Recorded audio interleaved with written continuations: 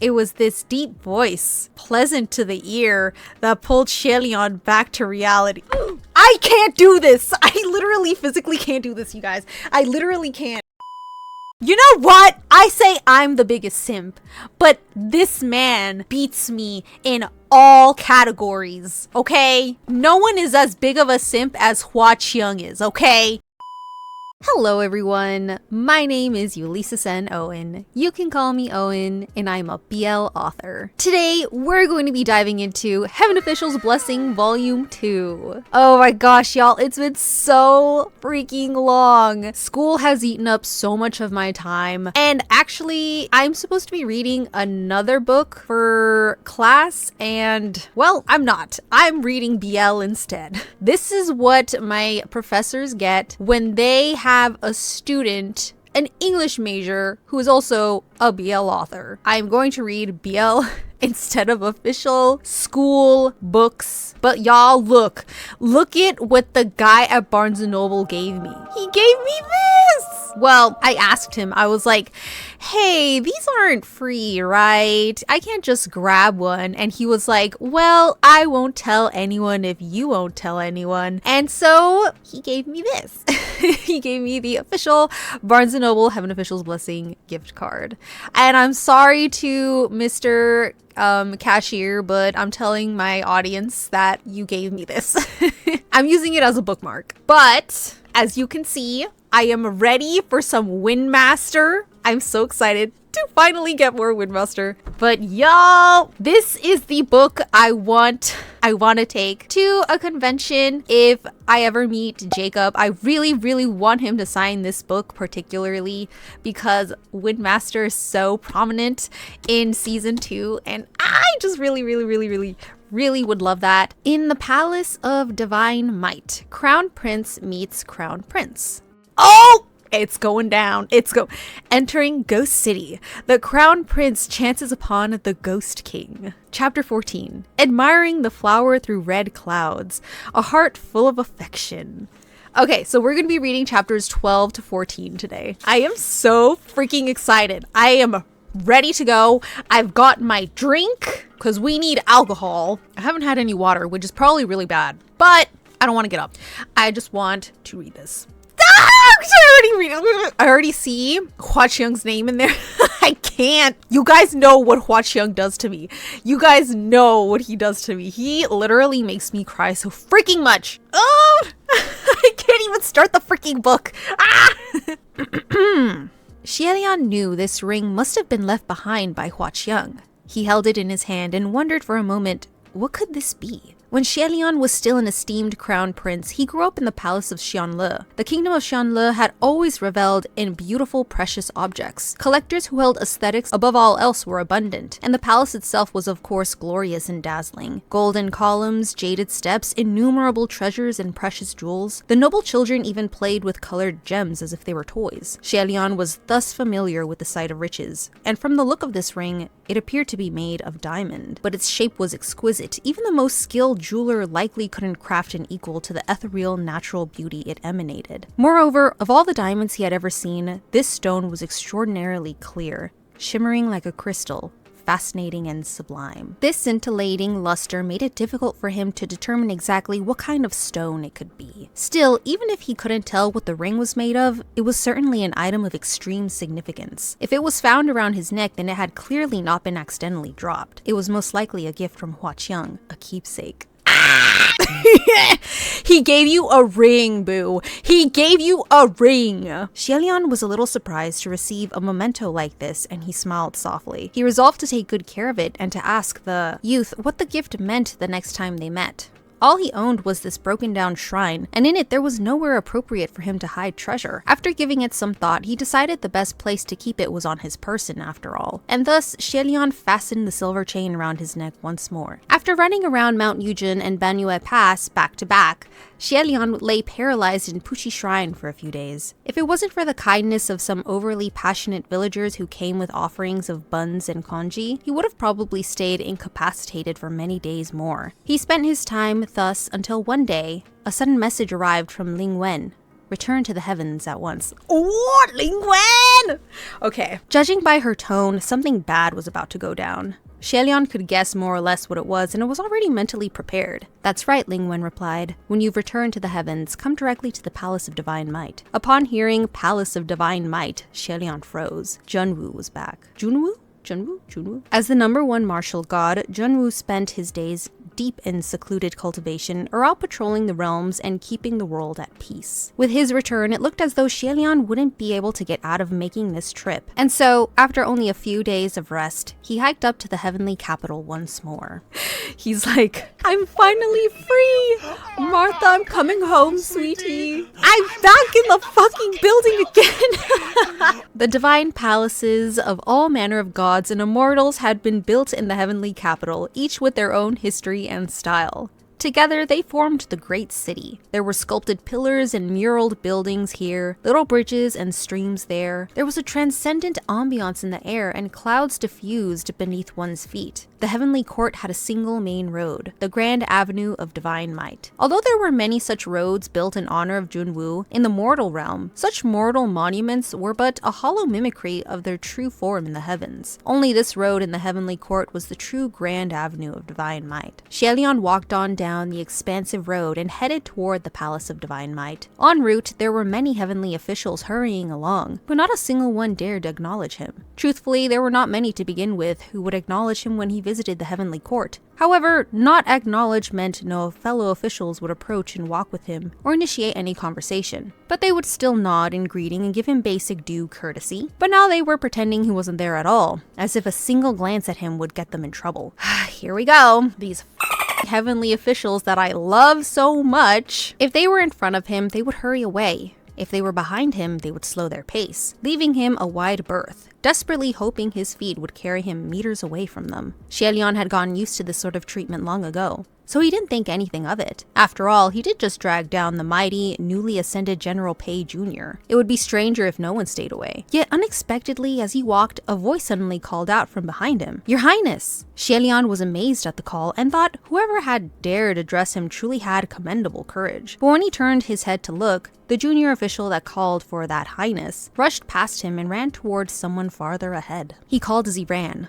Honestly, Your Highness, how could you forget your identity medallion when heading to the Palace of Divine Might? How would you even get in? Only then did it dawn on Xie. Of course the address, Your Highness, wasn't directed at him. There were quite a few crown princes in the heavens, so some confusion on this matter wasn't anything unusual. Yet when he glanced over and his eyes landed on the other crown prince, he paused. That young man had strong brows, bright eyes, and a wide smile. This smile was vastly different from those of many other heavenly officials. It was pure and sincere, and added an air of childlike innocence to his handsome face. Although, if a less charitable official like Mu Qing provided comment, they would probably call it an air of foolishness. The young man was dressed in armor and looked exceptionally heroic. However, it didn't give him the air of a warrior, of blood and battle. Rather, it gave him an air of royal nobility, candid and radiant. Xie froze mid-step and stared at the young man. The two in front sensed his gaze and turned back to face him. When the junior official saw who it was, his face dropped immediately. Xie lightly inclined his head and smiled at him. Greetings, Your Highness. The other crown prince was obviously the type who didn't mind the everyday details and didn't recognize his face. So when he saw someone greeting him, he immediately returned the sentiment with a brilliant smile.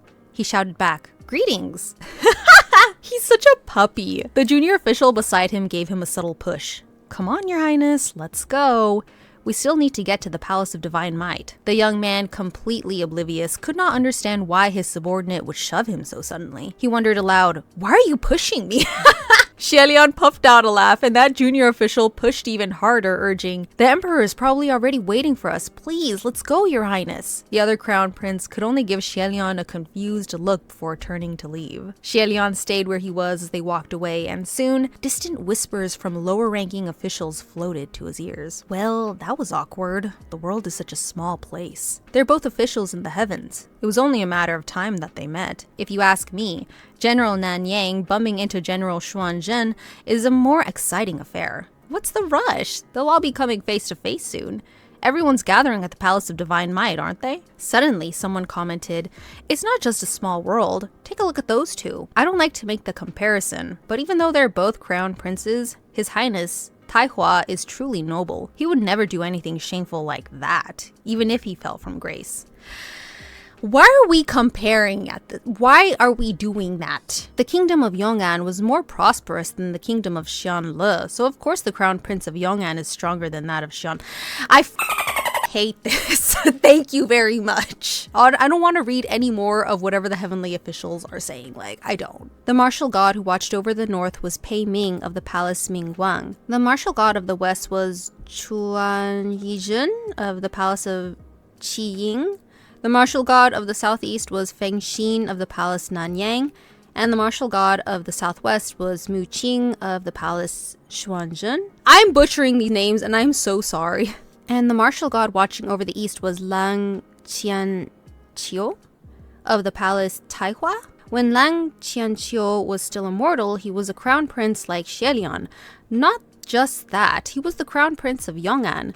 The kingdom of Yong'an was the country that overtook Xianle after its fall, and the founder of Yong'an was the rebel general who successfully overthrew the imperial capital of Xianle. While Xie drifted in the mortal realm, he had also visited the east, so naturally he knew that the crown prince of Yong'an had ascended. As heavenly officials, it was inevitable that they would run into each other, so he didn't think much of it. Those gossiping junior officials, while they were supposedly whispering, weren't particularly quiet. If their prattling had been about anyone else, they might have been more wary of being overheard. But since this was Xie, they spoke without fear of him hearing. Perhaps they even found the prospect exciting. So Xie pretended to have heard nothing and casually walked away. Just then, another voice came from behind and called out, "Your Highness!" Not again, Xie thought.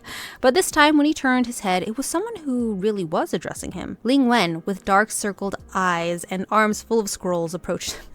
I look like Ling Wen right now, everyone. But you know what? School is almost over, so I'm slowly returning back to my normal self. Everyone has gone to the Palace of Divine Might for the meeting. Be mindful once you reach the hall. Of course, Xie was aware of the situation. What do you think General Pei Jr.'s sentence will be? Exile, probably, Ling Wen replied. That's actually not too bad. Not too severe, Xie thought. Exile was considered a temporary banishment for officials who had committed crimes, meaning the length of punishment was negotiable, and there might still be the opportunity to resume their duty. If they were found to be on their best behavior, they might one day get fished back up, maybe in 30 to 50 years, maybe in 100 or 200 years. But to Xie, this not too bad was of course based on his own standards. To General Pei, it would be a completely different story. Xie remembered another thing. Oh yeah, Ling Wen. How goes the search for the boy with the human face disease from Mount Yujin? The one I told you about last time. Do you have any news?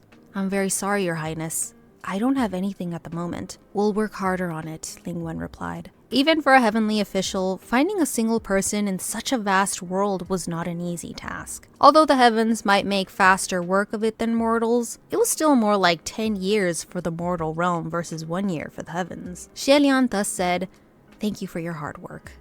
By this point, they reached the end of the avenue and a majestic palace came into view before them. The palace had stood through the ages, yet it showed only enduring excellence and none of its antiquity. Interwoven glazed tiles adorned the golden roof, layer upon layer, blinding in their scintillation. Xie looked up and glanced at where Palace of Divine Might was written beneath the golden roof. The characters, written with power and with vigor, were exactly the same as they were centuries ago. Unchanged. He lowered his head and stepped into the hall. Within, numerous heavenly officials had already gathered, either in groups of 2 or 3 or by their lonesome, standing in silence. The only ones permitted to enter this hall were heavenly officials who had officially ascended, all imperial sons of heavens, or indomitable overlords, each bursting with spiritual might. They eyed each other in silent pride and judgment, their splendor overwhelming. Gathered here at this time and place, everyone held their breaths and did not dare utter a sound. Upon the throne at the very end of the hall, there sat a martial god clad in white. This martial god had a handsome face, and with his eyes closed and lips unspeaking, he appeared extremely poised and solemn. Behind him stood the expanse of the magnificent Palace of Divine Might, and beneath his feet there were pure white snowy peaks. As if sensing that Xie had entered the hall, he opened his eyes. Those eyes were obsidian black, but bright and clear, as if formed by the melted snow of a lake that had been frozen for millions of years. As he blinked them open, the martial god smiled softly. "Xianle, you have come." Xie inclined his head in a respectful bow and said nothing. When Junwoo spoke, he was not loud, but his deep voice echoed through the entire palace of divine might. All the eyes of the gathered officials focused on Xie, and he understood immediately. It appeared that this meeting wasn't for discussing General Pei Jr. and the Banyue Pass scandal. The spotlight, it seemed, was on him. Ling Wen approached the throne, dressed all in black and not sparing a word or smile. She drew a line through an item in the book she was holding. "My lord, there are a few heavenly officials still on patrol in the mortal realm, unable to return." Junwoo nodded. "They have given their notice ahead of time." Ling Wen acknowledged the response, and Junwoo turned to Xie once more. "Xianle, I am sure you are aware as to why you have been summoned here today." Xie still had his head bowed. "I can guess, however. I had actually assumed that decision had been made on the matter with General Pei Jr. Just then, a lyrical male voice called out from behind. How that matter will be decided is still hard to say. When Xie turned his head to look, a martial god stepped into the great hall, his hand resting on the hilt of his sword. He walked toward the front. When he passed Xie, he stopped in his step and the corners of his lips lifted. "Your Highness, I've heard so much about you." This martial god looked to be about 26 or 27 years old, graceful in his demeanor but resolute in his actions. Looking at his face, Xie thought he was even more attractive than the statue that he'd seen at Mount Yujin. It was the kind of handsomeness that could steal hearts. Very much the charming type. Thank you for that observation, Xie. Xie didn't respond. He continued, "Our little Pei has certainly been in your care." "I've definitely offended him," Xie thought. He returned the greeting. "You flatter me. I've heard more about you, General Pei." The words, "I've heard more about you," were certainly not a lie. In the past few days, Xie had skimmed through his scroll and briefly read the legends of some of the more famous heavenly officials. Among them was General Ming Wang, Pei Ming. This martial god of the north was skilled in battle. But the subject the mortals talked of with the most relish was his many amorous intrigues. Of course. The beautiful and the ugly. The stories left behind in wanton alleys. Beautiful stories had Pei Ming spend extravagant amounts of gold to save a famed yet pitiful escort from the brothels, prompting her to fall in love with him and henceforth remain pure and true to await his return. Ugh. Ugly stories had Pei Ming travel 1,000 miles for a one-night stand with a married woman, etc. and so on. Resident boy of the heavenly realm. I don't know if I'm saying that right. On some level, Pei Ming was an awe-inspiring man. After reading through his stories, Xie thought it was quite unbelievable that after so many years, only one Xuanji had been created from this way of life. Because Pei Ming was accomplished in both battle and in love, his rivals and peers alike took great pleasure in cursing him to die. Even better if he'd die from syphilis. But his fate was tough and relentless, and he never caught anything from the many flowers he'd plucked. He wouldn't die, and he'd live even longer than most of his peers. Until finally, one day, he lost a battle. Everyone laughed, thinking, at last, he's met his end. But then lightning crashed and thunder roared, and in that moment of imminent peril, he ascended to the heavens. Those who hadn't already died by his hand probably all died of outrage. After ascension, Pei Ming didn't change his way of life, and the scales of his tales of promiscuity only grew, from fairies and lady heavenly officials to female ghosts and demons. As long as they were beautiful, he would not hold back. Nonetheless, the charming ladies of the mortal realm still remained his favorite type. Oh my god. This man! Many indecent love stories had him starring as the main male lead. And if it wasn't for Xie method of cultivation that demanded purity of body and mind, he probably would have read a few of those books just out of curiosity. Just out of curiosity, Xie. Yes, that was me the first time I got into BL. I was like, you know what? What is this? I wonder what it is. Oh my god, it's this! I will read more. Thus, in addition to his role as the martial god that ruled the north, the mortal realm also worshipped him as the god of love. Would you guys pray to General Pei Ming for like love advice and stuff? Even a number of heavenly officials would turn around and secretly pray to him should they bump into him in the heavens, hoping for some fortune in love. It had to be said that, although similar in sentiment, such a title was definitely more fortunate than Feng Xin's Stop! Why does everyone do this to my boy? Why? It had to be said that although similar in sentiment, such a title was definitely more fortunate than Feng Xin's unwarranted title of tremendous masculinity. All the heavenly officials present in the hall were well aware of what both of those "I've heard so much about you" comments meant, and many roared with laughter in their heads. After such pleasantries, Xie said, "What does General Pei mean by hard to say?" Pei Ming snapped his fingers, and a corpse suddenly appeared in the middle of the Great Hall, floating in midair. Strictly speaking, this floating body was just a shell. It had no primordial spirit. Completely empty on the inside, but it was covered in blood from head to toe. So by any practical measure, it was no different from a corpse. It had a handsome face, but its eyes were firmly shut. It was indeed A Zhao, or rather, General Pei Jr.'s clone. To have such a thing appear so suddenly before an elegant crowd of heavenly officials inside the Palace of Divine Might was startling. A moment later, Pei Xiu was also brought in, but he still looked indifferent and apathetic even with shackles binding him. His head was bowed low and he was silent. "General Pei, what's the meaning of this?" Xie asked. Pei Xiu knelt down within the Palace of Divine Might, and Pei Ming replied, "During little Pei's interrogation, he mentioned something I found quite curious." Pei Ming paced halfway around Xie and smiled. "I'm quite familiar with little Pei's ability. Even if his clone's powers are reduced and nowhere near the level of his true self, it's still quite competent and capable of fighting evenly with a wrath ghost." However, he told me that he was surprised to meet a mortal who was so strong that little Pei was unable to even withstand his attacks. Now, isn't that curious? "Oh, we know who you're talking about," Pei Ming continued. And so I pressed for answers. It turns out, at the time, there was a red-clothed young man beside your highness, while you were at Banyue Pass. Hearing the words red-clothed made all the officials present shift expressions, and they all appeared uncomfortable, but Pei Ming's next statement made them completely agitated. And this young man, in the dark, was able to eradicate every Banyue soldier turned wrath in a flash. Now, your highness, might you enlighten us as to who this red-clothed young man might be?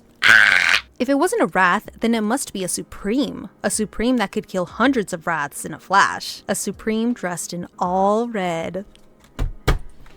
Yes! Also, can I say, look at this beautiful art. Look at this. The mask! Stop! Anyone could guess who that young man probably was, yet no one wanted to be the first to say the name. Xie cast a glance at the silent Pei Xiu and replied a little unnaturally. Really? I don't remember it very well. There was a caravan trapped in Banyue Pass at the time, and we spent a few days together. Maybe it was someone from the caravan? That can't be right, your highness, Pei Ming said. According to little Pei, you and that young man were unusually close. Okay, little Pei just spilling the beans. Not like someone you'd only just met or had only known for a few days. How can you not recall such a thing? No, you're wrong. That was the truth. It really was only a few days, Xie thought. Nevertheless, his face gave nothing away. Can you imagine connecting with someone after only just a few days? That must have meant something, Xie. Just then, from the sidelines, a white-clad cultivator casually waved his whisk and spoke up. It's your turn now, Windmaster. It's your turn. We're not gonna cry. We're not gonna cry in this video. We're not. General Pei. You've only heard little Pei's side of the story. Little Pei has committed a crime and he's currently... I can't even read. I can't even read because I'm smiling. Too freaking much! General Pei, you've only heard little Pei's side of the story. Little Pei has committed a crime and he's currently in detention, soon to be exiled. Whether his words are believable is still hard to say. No? Then we shall see if General Nanyang and General Xuanzhen can assist us, Pei Ming replied. Following his line of sight, Xie found Feng Xin and Mu Qing standing separately in the southwest and southeast corners of the hall. Feng Xin still looked the same as in his memories. Tall as always, standing extremely straight, his eyes determined and his brows forever slightly furrowed. It made it seem that there was always something irritating him. But really, he wasn't irritated at all. Mu Qing, on the other hand, was somewhat different from what he remembered. His face was still pale without much redness and his lips still thin and pursed, his eyes half-lidded. However, there was an aloof air surrounding him, one that clearly indicated he was interested in neither conversation nor the dispensing of compliments. He stood with his arms crossed, a finger on his right hand tapping his left elbow softly. It was hard to tell if he was at ease or if he was scheming something. While the two were considered good-looking men, each had their own flaws. Hearing Pei Ming call them out, they both looked toward Junwoo at the same time. It was only when Junwoo gave a slight nod that they reluctantly stepped forward. This was the first time since Xie third ascension that he'd come face to face with the two of them. He could sense all eyes upon them going wild with excitement. Wild was inevitable. It must be known that the Palace of Divine Might was the #1 martial palace of heaven, and those without the title of heavenly official had no right to enter or attend court. The first time the Crown Prince of Shanle ascended, Feng Xin and Mu Qing were his deputy generals. At the time, they were only low-ranking officials from the middle court without even the right to scrub the floors of the Palace of Divine Might. And now, not only could these former junior officials stand openly in the palace's hall, but their ranks were even higher than that of their former master. What a turn of fate. How times have changed. The three of them looked at each other, eyes flitting all over, stealing glimpses at one another but swiftly turning away, and pretending not to care. Y'all are friends! Come on! Who knew what the other two were thinking? However, Xie had pretty much figured out why Pei Ming had called them out to help. As suspected, Pei Ming said, General Nanyang and General Xuanzhen have both fought Hua Qiang before. We're using his name now, okay. I'm sure they can speak with authority regarding the weapon used by that person. So the point of bringing forth the empty shell, Zhao, was for the court to inspect its wounds. Feng Xin and Mu Qing slowly approached the floating body. Xie himself took a few steps forward to take a look, but it was splotched with so much dark blood that it was hard to discern anything. The other two, faces austere, took their time in their inspection. Finally, they raised their heads and swept a look at each other, seeming like neither of them wanted to speak first. Ling Wen prompted from next to the throne. Generals, your conclusion? It was Feng Xin who spoke first, his voice dark.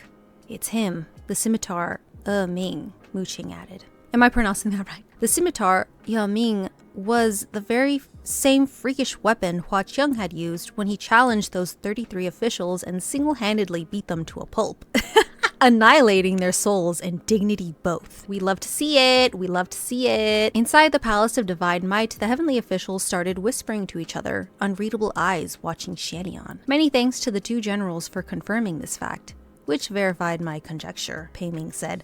Pei Ming, you think you're so freaking smart? You think you're so freaking smart, Pei Ming? If the red-clothed young man who traveled next to your highness really was that person, then this matter is considerably more complicated. The white-clad cultivator from before spoke up again. We love to see it! The white-clad cultivator from before spoke up again. General Pei, do you truly mean to imply that His Highness colluded with the Supreme Ghost King to frame General Pei Jr.? Both times that cultivator spoke, he was on Xie side, so Xie had to see who exactly this curious fellow cultivator was. So it begins. Cheers, bro! I'll drink to that! Cheers! I need a drink.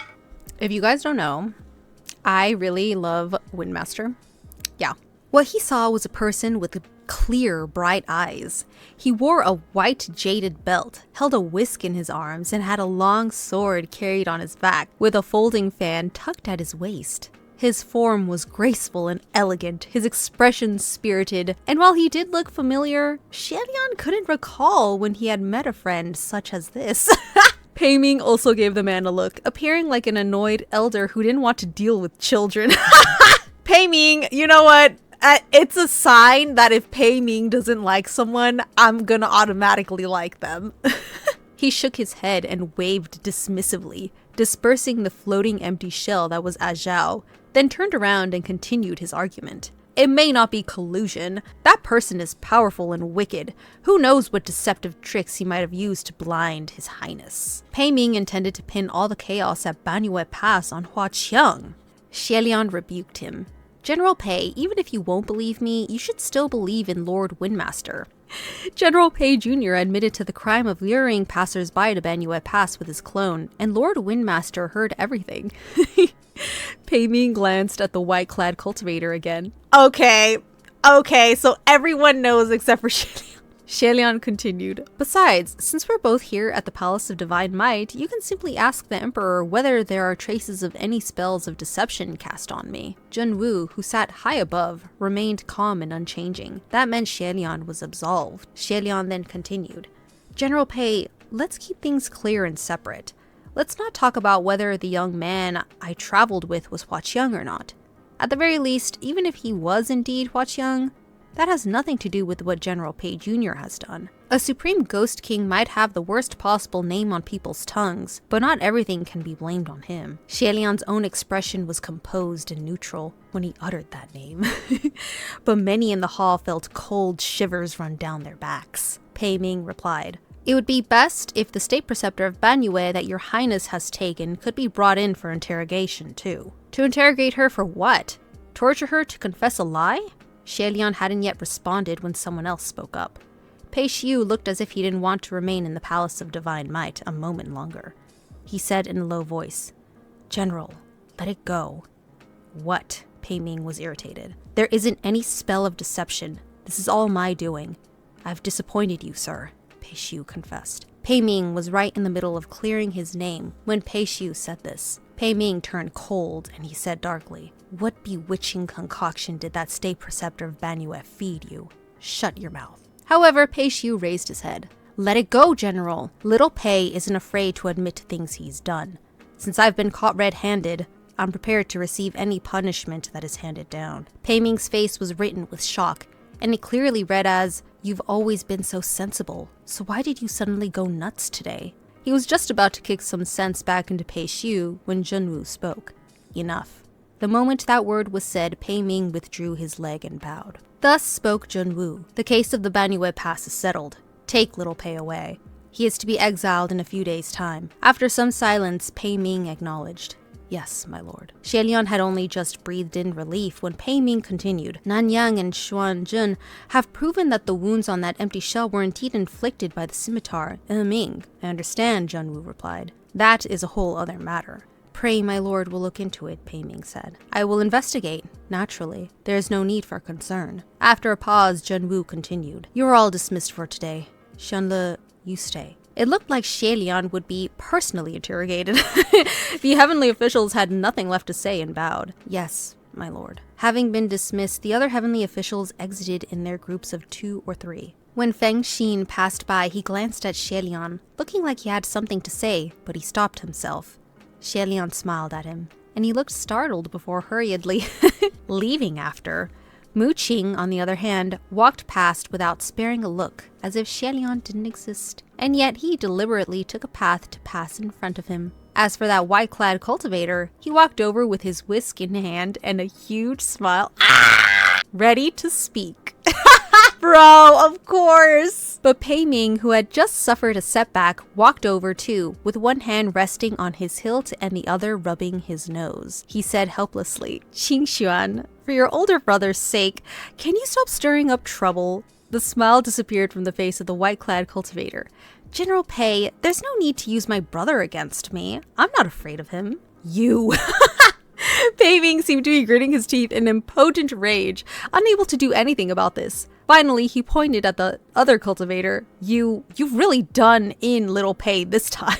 200 years of exile. It's what he deserves, man. Come on. The white-clad cultivator swung his whisk wildly. "That's little Pei's own doing. This has nothing to do with me." "You tell him, Bei! You tell him!" Looking like he didn't want to continue this quarrel with Pei Ming, the white-clad cultivator flounced off. Xie thought Pei Ming might stick around to taunt him further, but he didn't, and simply exited the hall directly. In the large and spacious Palace of Divine Might, the only one left besides Junwu on his throne and Xie standing below him was, surprisingly, the Crown Prince of Yong'an, Lang Qianqiu. Xie thought that strange. Why did he stay? When Xie approached, he saw that the man had his eyes closed and that he was somehow fast asleep on his feet. Xie didn't know whether to laugh or cry, and feeling quite odd, he gently tapped the young man's shoulder. Your Highness. Lang Qianqiu jolted awake. "What happened?" "Nothing's happened. The meeting is over," Xie explained. Having just woken up, Lang Qianqiu was still a little dazed, and he asked in confusion, "Over? Just like that? What did we all discuss? I didn't hear anything." That's me in lectures, okay? That's me in lectures. If you didn't hear anything, then don't worry about it, Xie said. It wasn't anything important anyway. Come now, time to go back. Oh, Lang Qianqiu went to leave, but when he reached the doors, he looked behind him. Still confused, he nevertheless flashed Xie a big smile. Thanks for waking me. Xie waved at him with a cheerful grin. With everyone now finally cleared out, Xie slowly turned around. Junwu descended from the throne, hands clasped behind his back. He came before Xie. Crimson rain-sought flower, the scimitar Yaming. Xie was like a cat picked up by the scruff of his neck, and he involuntarily straightened. So, what is going on? Junwu questioned. Xie looked at him, then suddenly kneeled. Before Xie knees touched the floor, Junwu reached out and held his elbow, preventing him from kneeling. He sighed. Xianle. Xie straightened once more, his head bowed. I'm sorry. I'm sorry, I was gallivanting with a Huaxiang. Junwu watched him. Are you acknowledging your wrongs? I am, Xie replied. Then why not tell me what wrong you are acknowledging, Junwu said. Xie was silent and Junwu shook his head. I did not think you would know. The Heavenly Emperor inclined his head, gesturing for Xie to follow, and the two walked slowly toward the chambers behind the hall. As they walked, Junwu, with his hands clasped in front, commented, Xianle is all grown up now. What does that mean? Naturally, Xie didn't dare answer that comment. Junwu continued. 800 years ago, when I sent you down, I told you to keep in periodic communication with me so you would not have to roll in the mud all by yourself. But once you left, there was not a word from you for 800 years. And all the while, you unnecessarily tormented yourself down below. You've been ascended for some time now, but not once have you reported to the Palace of Divine Might. If anyone else was this impertinent, the Palace of Lingwen would have censured them directly. Of course, Xie I'm sorry earlier wasn't directed to this matter, and Junwu was aware of this also. He added, if your apology was for those few sword attacks, then let it go. You said it yourself. All is forgotten after a stabbing. Is it? Is it? Xie smiled wryly. How could I forget? Then look to the future, Junwu replied quietly. There's still much we need you for. Xie rubbed his forehead. Xianle is but a lowly scrap of mortal without power. There's no need for me. I only hope not to be a burden. Why deprecate yourself so? Did you not perform splendidly in these last two cases? Junwu said. Except I may have offended General Pei, Xie sighed ruefully. Mingguang is fine. I will keep an eye on him. You do not need to worry. However, Junwu turned around. Tell me, what kind of extraordinary character did you engage with when you descended this time? Xie raised his hand. My lord, I swear I did nothing. Just one day by chance, I encountered an interesting young man on the road, and we spent some time together. I didn't think much of it. Junwu nodded. Chance encounter, young man. Supreme Ghost King. Xianle, surely you are aware what the consequences would be if Mingguang were to question you further, and you confessed to this in front of the other officials. No one would believe you. Xianle knows, Xie replied woefully. So, I am grateful for my lord's timely intervention. My lord, you're not actually going to interrogate me, are you? I wouldn't collude with the ghost realm. These are absurd concerns. Naturally, I know you would not intentionally collude with the ghost realm, Junwu said. I am grateful for my lord's trust, Xie replied. However, with things thus, it may no longer be appropriate to send you to investigate an urgent matter that I have on hand. What is it? Xie inquired. At this time, the two of them reached the chamber behind the great hall, separated from the main hall by a large mural. The front depicted a golden palace towering above a sea of clouds, radiant and brilliant. The back of the mural was another view, depicting mountains and valleys spanning over an enormous distance. Gazing over the expanse of the painting, one could see many tiny pearls embedded on this giant map, glinting like stars. Each one of those pearls embedded on the map represented the location of a temple of divine might, built in the mortal realm. Ooh, our first piece of art. I gotta say, this general, he's a cutie patootie. Yes. 800 years earlier, when Junwu brought the newly ascended Xie to these inner halls, the twinkling stars on the mural weren't as dense. But now, the shimmering jewels seemed to fill one's vision, overwhelming their radiance. Junwu stood before the mural and pointed at a place in the east. 7 days ago, many saw with their own eyes a dragon of fire suddenly roaring into the sky from the deep mountains in this area. Xie face grew serious. Junwoo, with one hand behind his back, used the other to softly rap on a place on the mural. That dragon of fire lasted for 2 incense time before burning out. In that time, many witnessed the sight, but not a single person was injured. Do you know what that means? The spell for the ascending fire dragon emits intense flames that do not harm but can be seen by many due to the vast expanse of its display. It's a call for help, Xie replied. Correct. It was a distress signal, and it came from a heavenly official, Junwoo said. And it's no ordinary call for help. It's one of desperation, Xie added. The flames of the ascending fire dragon spell were extremely intense and needed to be strictly controlled to avoid causing any harm. Those strict controls would most assuredly drain an immense amount of heavenly officials' spiritual power. If the casting official was not careful, their powers could easily backfire and they would destroy themselves in the process. Unless they were absolutely desperate, very few heavenly officials would take such a risk. A sighting of this nature meant that a heavenly official had fallen into grave peril, with no other options left. Are there any officials whose whereabouts are currently unknown? Xie asked. The Banyue Pass was not the only reason all officials were summoned back to court.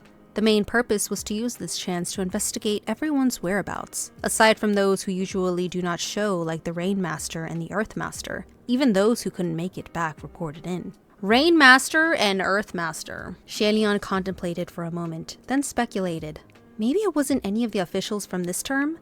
Maybe it's one of the retired officials? If that is the case, then I'm afraid our search parameters will need to expand. Many retired officials lost contact with the heavens long ago. It would be impossible to deduce who could be the one in peril, Junwoo said. So, this was probably why Ling Wen and many of the civil officials had dark circles under their eyes and walked with such weak steps. They were working constantly on this case. No wonder they couldn't break away to investigate the whereabouts of that boy with the human face disease from Mount Yujin, Xie asked. To corner a heavenly official to the point where they would use such a self-destructive spell, there must be great evil at work.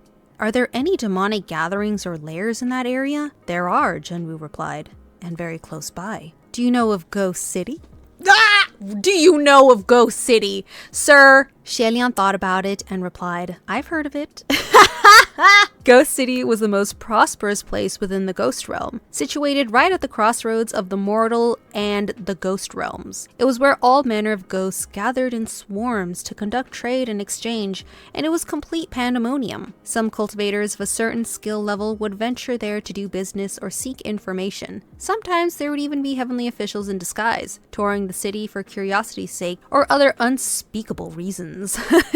Once in a while, there would also be those who'd entered by mistake, and they would either be eaten alive or scared half to death. Would you guys, accidentally stumble into the ghost realm intentionally just to see a glimpse of CHENG?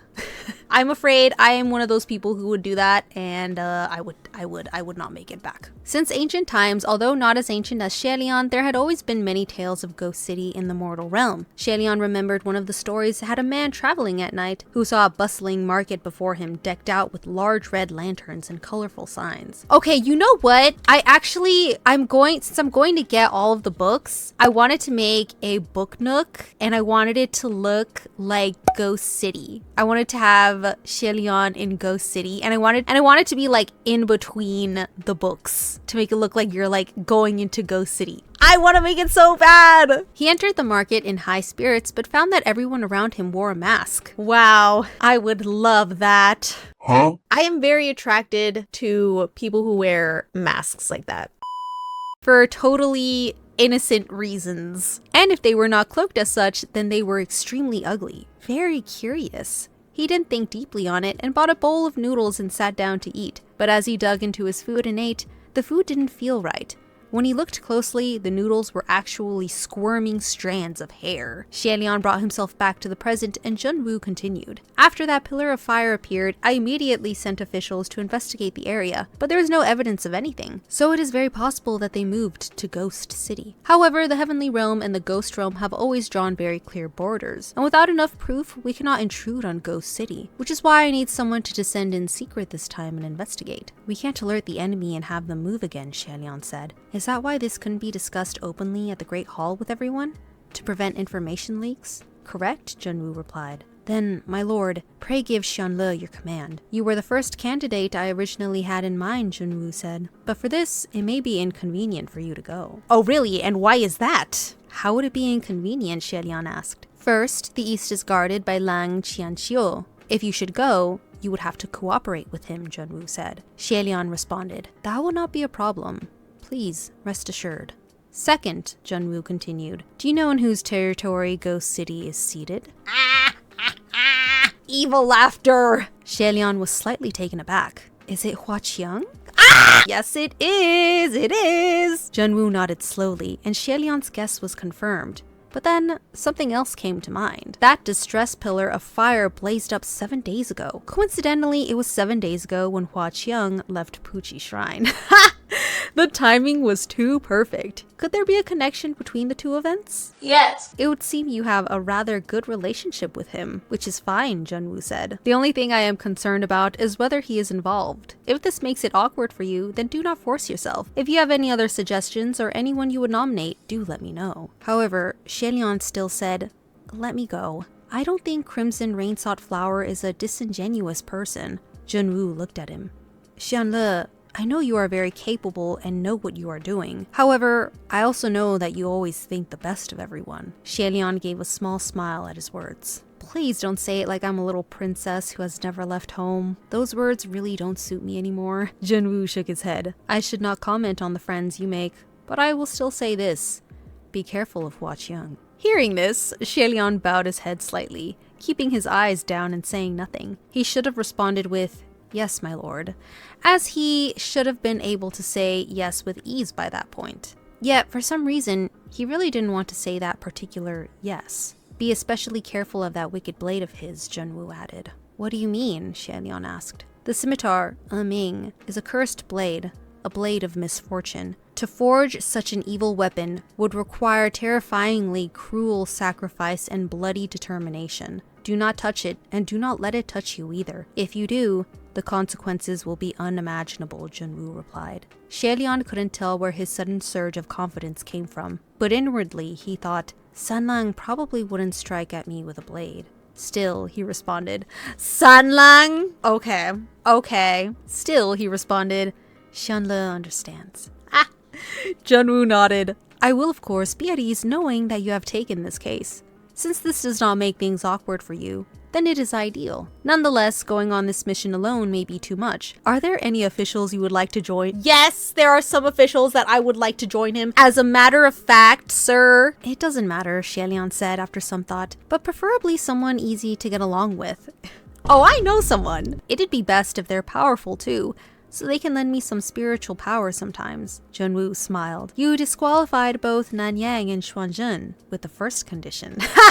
That was true. No one could say that Feng Xin and Mu Qing of today were personalities that were easy to get along with. Xie started chuckling too. How are things between the three of you? Have you spoken with them yet? Junwu asked. The Heavenly Emperor himself never entered the communication array and thus was naturally unaware of the buzzing chit-chat that went on among the officials. We spoke a few words, Xie replied. It's been so many years and yet you have only spoken a few words? Junwu inquired. Ah, yes. I heard that when you ascended this time, you destroyed many of your fellow officials' palaces, one of which was Nanyang's. Xie argued back, I paid back the debt! All 8,880,000 merits! And for this, I need to thank my lord for giving me the opportunity to go to Mount Yuzhen. Thank Nanyang, Junwu replied. I heard Ling Wen say it was he who privately approached her and said there was no need for you to pay back the reconstruction cost. Xie was stunned. I didn't know about this at all. No wonder those 8,880,000 merits were so easily repaid if it turned out that so much of it had already been intentionally forgiven. Yet at the same time, it was the palace of Nanyang that suffered the most damage. He'd been told half of the golden roof had collapsed. Nanyang made sure Ling Wen would not tell you.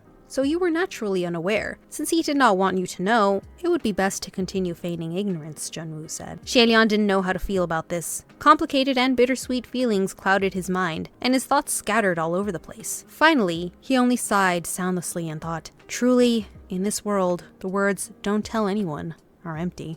Junwu contemplated for a moment, then asked once more, if Nanyang and Xuanzhen will not do, how about the Windmaster?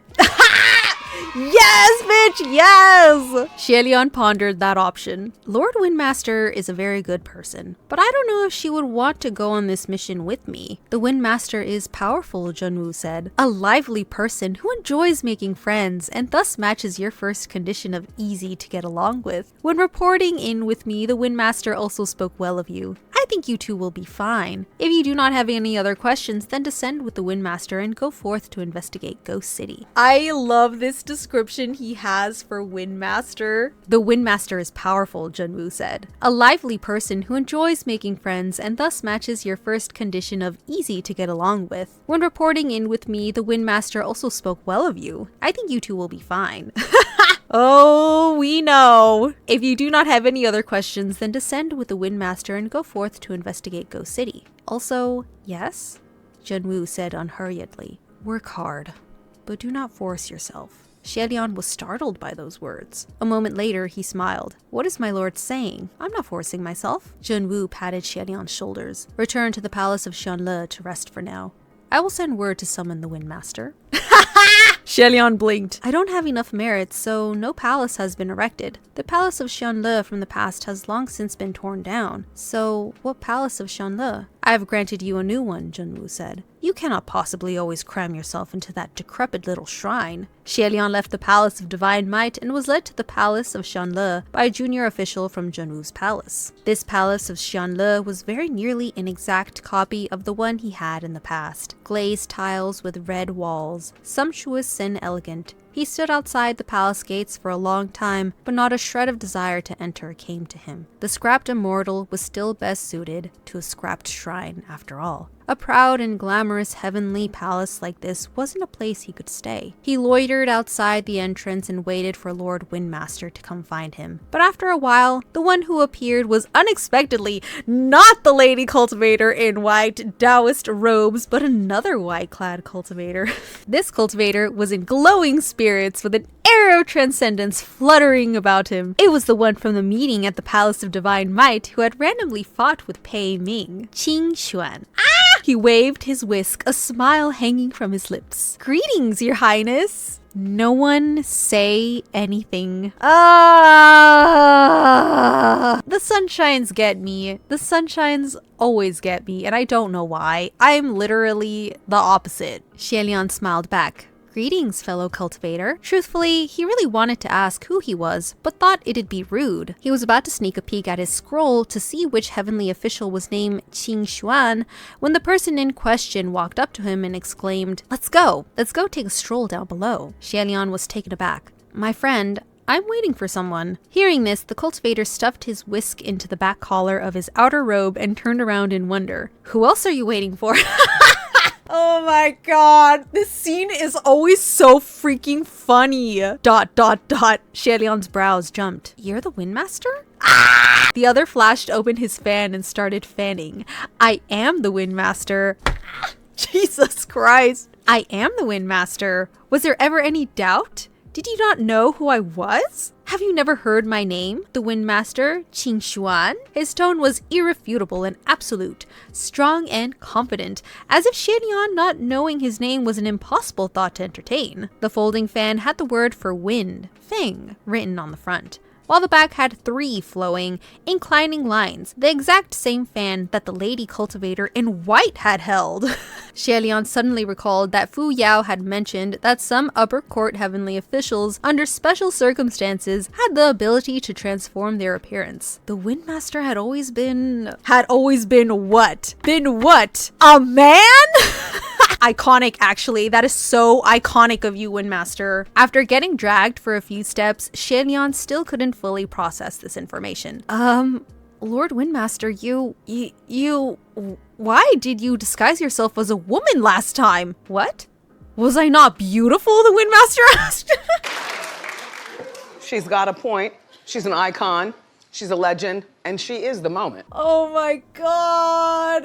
Yes. I love this so much. I love Windmaster. Yes, but... Xielian was still confused. If I was beautiful, then there's no but, as long as I look good. The Windmaster smiled brightly. Of course, it's because I knew I'd look good that I was in disguise. This isn't fair. This isn't fair. Why is it that when I find someone that I like, they're always fictional? Why? Having said that, he looked like he'd suddenly come up with an idea and closed his fan. He gave Xie a once-over with a calculating expression, then spoke after a moment. Speaking of which, don't we need to go undercover for this mission to Ghost City? Xie, your new best friend just came! Entering Ghost City, the Crown Prince chances upon the Ghost King. How did I survive watching season 2? How? Much ashamed, it wasn't until 4 hours later that Xie had the time to sneak a peek at his scroll to finally learn this Windmaster's backstory.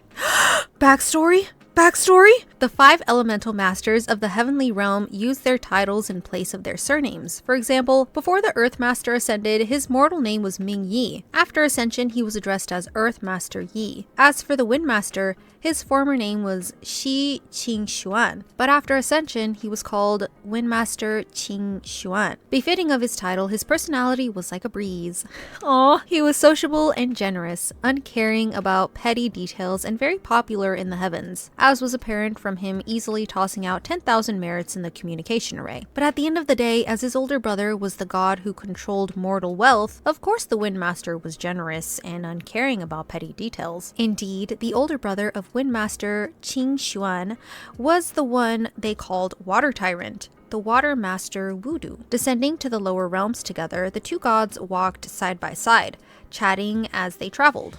Xie had his arms crossed and he commented sincerely. The Pei family producing 2 ascended generals under one name was already a legend, but you and your brother ascending at the same time, one wind, one water, that is truly a tale of wonder. It must be known that, in a million people, there might not be even one with the ability to ascend. Pei Ming and Pei Xiu were separated by a few hundred years, and Pei Xiu wasn't even a direct descendant. He was Pei Ming's brother's branch of the family, a grand who knows how many times nephew. The Water Master Wudu and the Windmaster Qing were true blood-related brothers, a genuine pair of ascended officials from the same house, and thus truly incredible. Shi Qing laughed it off.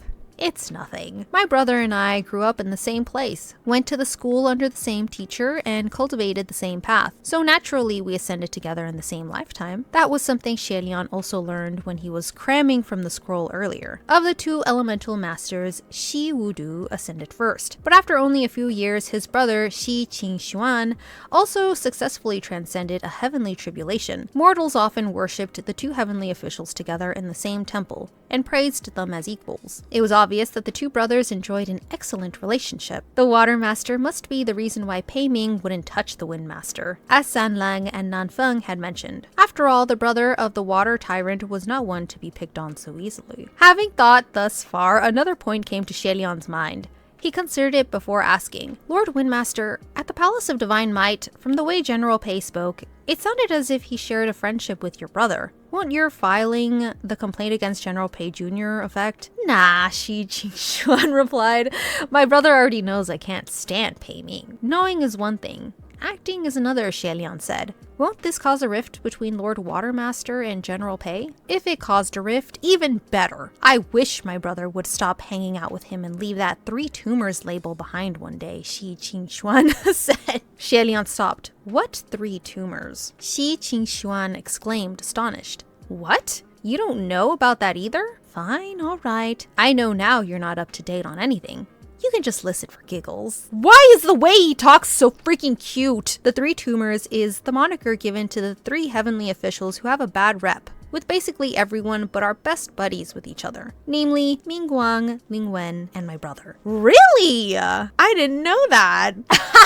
I can't believe it's not Xie, and Xie thought. Shi Qing fanned his Windmaster fan and continued, even if I can't stand him, the whole business this time around was little Pei's fault.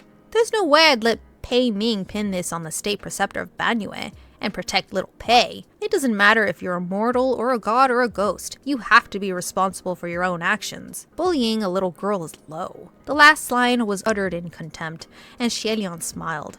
The Windmaster is a defender of justice. Shi Qing laughed.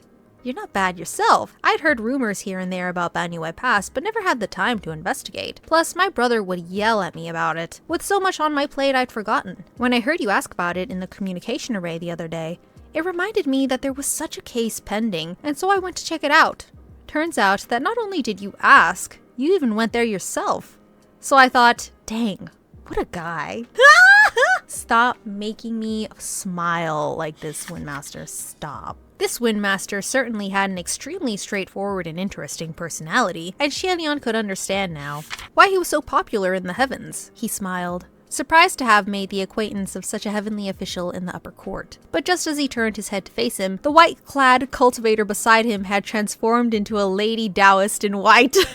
It was so sudden, Xianlian almost stumbled in his step. Lord Windmaster, why the sudden transformation? Oh, truth be told, your highness, I'm actually more powerful in this form. Ah! Okay.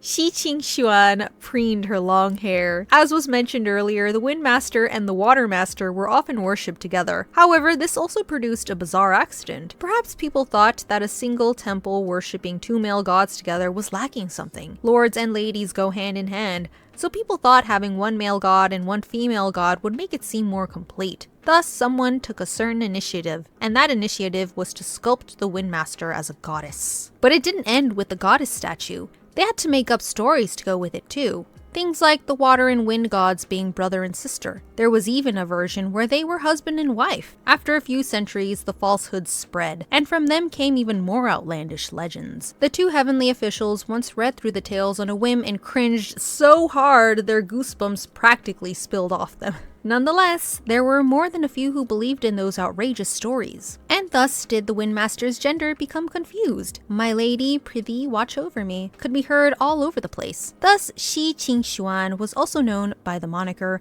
Lady Windmaster. Although silly, such absurd occurrences were not rare. Ling Wen, for example, had a similar experience. She was a lady heavenly official, but she never dressed flamboyantly like the other celestial maidens. She was often dressed in black attire. In my closet, I literally just have like 90% black clothes. Like, I don't wear colors out at all. She was competent and efficient, and she spent her days working madly through stacks and stacks of administrative scrolls at her palace. If one should ask any mortal, is Ling Wen a man or a woman? Any one of them would respond with confidence: a man. And although her personality was partly to blame, much of it was due to another reason. Come now, of course a civil god must be male. For that alone, when Ling Wen ascended, she suffered brutal disadvantages. She was a civil goddess, but many in the mortal realm thought, how could a woman ever reach that position? How could a lady possibly ensure good fortune in scholarly pursuits? She must not be effective. Thus, no matter how hard she worked, she still only had a few devotees. As time went on, some of her temple attendants were so upset by this treatment that they rebuilt her statues into male forms, transforming Ling Wen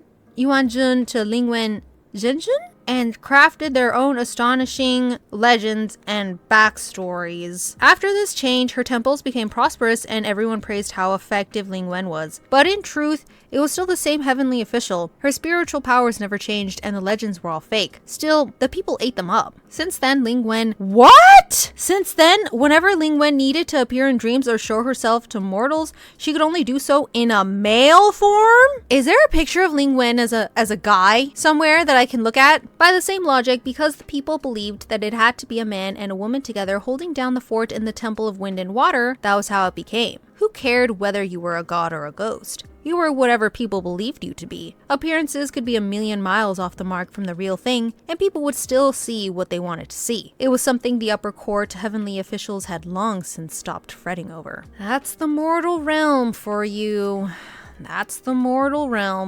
Even here. As for Shi Qingxuan, from Xianlian's own observations, he didn't appear to mind at all. In fact, he was completely immersed in enjoying himself. Not only that, he was even passionate about dragging others into it, making Xianlian wonder about the real gender of the lady in black who was with the Windmaster before. I totally forgot about that!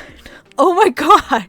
In the 4 hours that they spent traveling down from the heavenly realm together, Shi Qingxuan had tirelessly tried to persuade Xianlian to disguise himself as a woman, with extremely convincing reasons such as, women have stronger yin energy. Therefore, it'll be much easier for you to hide in the Ghost City crowds. Xielian thought about it, but then courteously rejected the idea. I don't have enough spiritual energy to transform. To that, Shi Qingshuan replied enthusiastically, I'll lend you mine! Isn't that the whole reason why the Heavenly Emperor appointed me to this mission? My lord, please save your powers for when we're actually fighting the enemy. Oh my god, I need a Windmaster in my life, literally. Shi Qingshuan couldn't persuade Xielian, so she stopped pushing. By that time, the two had reached a wild field in the middle of nowhere. The night had deepened and crows cawed raucously in the pitch-black woods. The air was ominous and desolate. Xielian watched for a moment before he said, Let's wait here. This place is thick with yin energy and there's a large graveyard nearby, so there should be at least one or two going to the market. We'll follow them when the time comes. Thus, the pair crouched on top of a burial mound and waited. They weren't in that position for very long when Shi Qingshuan reached into a sleeve, rummaged around, and dug out a small jug of liquor. You want some? Oh, hell yeah, Windmaster, I want some. Actually, I need to get more. Pause! A few moments later. Xielian reached for the jug and took a sip, felt his throat burn, and then gave the jug back. Thanks. Shi Qingshuan took the jug and gulped down a couple of swallows. You can't drink? I can, Xielian replied, but excessive drinking causes insanity, so a simple taste is enough. What time is it? I just love the fact that Windmaster had alcohol. Shi Qingshuan hummed and replied, It's midnight. It should be about time then, Xielian said. Just as he finished his sentence, the two saw a faint row of lights appear in the deep woods. That faint row of lights slowly came closer and closer. When it emerged from the forest, the two finally saw that it was a group of expressionless women dressed in white, walking in a line. Some were old, some were young, some beautiful, some ugly. Each of them was wearing funeral garb and had a white lantern in hand, walking at an easy pace. They had to be female ghosts heading to the Ghost City markets in the deep night. Let's follow them, Xielian whispered. Shi Qingshuan nodded, took a last swig from the jug, and tossed it aside. They then stood up and casually trailed behind the group of ghosts. In like Heaven Official's Blessing fanfiction, what role does Windmaster usually play in like the fics? I really want to read tgcf fanfiction. But I can't, not yet. The two had already prepared by erasing their spiritual aura when they walked. They were like person-shaped logs without the scent of life. The band of female ghosts before them held their white lanterns and followed an unknown path in the dark woods, strolling while chatting in delicate voices. I'm so glad Ghost City's open again. I need a facial, one said. What happened to your face? Didn't you just get one? Another replied. The first one responded. It rotted again. The one who served me last time said it was guaranteed fresh for a year, but it hasn't even been half that. Xielian and Shi Qingshuan trailed behind them, listening to their chatter, and didn't speak a word. When they heard something funny, at most their lips would twitch and they'd share looks with each other. After about half an hour, the group came to a valley. A faint red light emitted from deep within it, and there was music wafting in the ethereal night. Xielian grew more and more curious to finally see for himself what Ghost City looked like. Yet, unexpectedly, just as they were entering the valley, the last ghost in the line suddenly turned her head and discovered them. Confused, she asked, "Who are you two?" The question made all the ghastly pale-faced heads turn, and the women surrounded them, curious. When did they start following us? These two weren't part of the group when we left the burial grounds. Which burial ground did you come from? How come we've never seen your faces before? Xielian cleared his throat. We came from a burial ground much farther away, so of course you've never seen us. Shi Qingshuan smiled too. That's right, we've traveled a long way just to reach Ghost City. The white-clad female ghosts were silent and stared at them expressionlessly. If they were anyone else, they'd probably fall to the ground shivering in fright. Xielian wasn't afraid of having their identities exposed, though. These meek female ghosts could hardly threaten them. Still, since Ghost City was right before their eyes, it wouldn't be wise to start anything so close to their target, lest they alert the enemy. Just then, one of the women staring at Shi Qingshuan spoke up languidly. "Mei Mei, your face is very nicely maintained," she said. Xielian and Shi Qingshuan were taken aback. Then the two immediately nodded uniformly. Xielian replied, "It's alright, not bad." Shi Qingshuan copied his tone and said, "Pretty good, right?"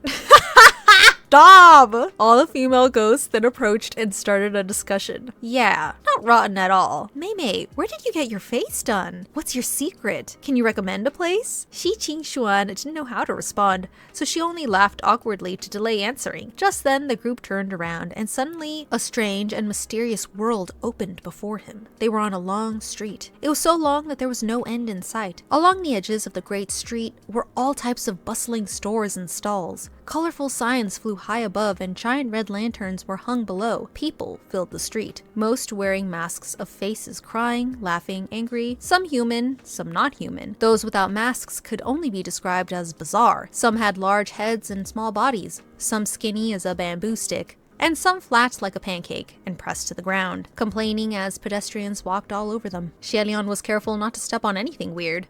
When he passed by a food stall, he saw the stall owner use a giant bone to furiously stir a giant pot of soup. While stirring, saliva spilled from between the stall owner's teeth, dripping into the soup. In that weird, many-colored soup, he could see eyeballs floating. Xie watched and was filled with a sudden sense of confidence. On the other side, there were strange buskers performing. A buff, burly man had a small ghost, weak as a chick, in his clutches, and the man opened his mouth to blow massive flames and barbecue the small ghost while it squealed and writhed like a pig being slaughtered. The spectators cheered and shrieked, shouting, "Bravo!" There were even insane individuals randomly throwing money into the air. The paper fluttering in the sky like drifting snow. When one slip of it flew before Xie, he nabbed it and flipped it over. It was the money of the dead, as he thought. Continuing down the street, there was a butcher stall with a row of languishing, pallid, humid heads, hung in order of age. As indicated on their price tags, a child's meat was this much, a youth's meat was that much, a grown man's meat cost this amount, a mature woman's meat went for that much, cartilage sold for this. The apron-clad butcher, knife in hand, was a boar with thick black hair.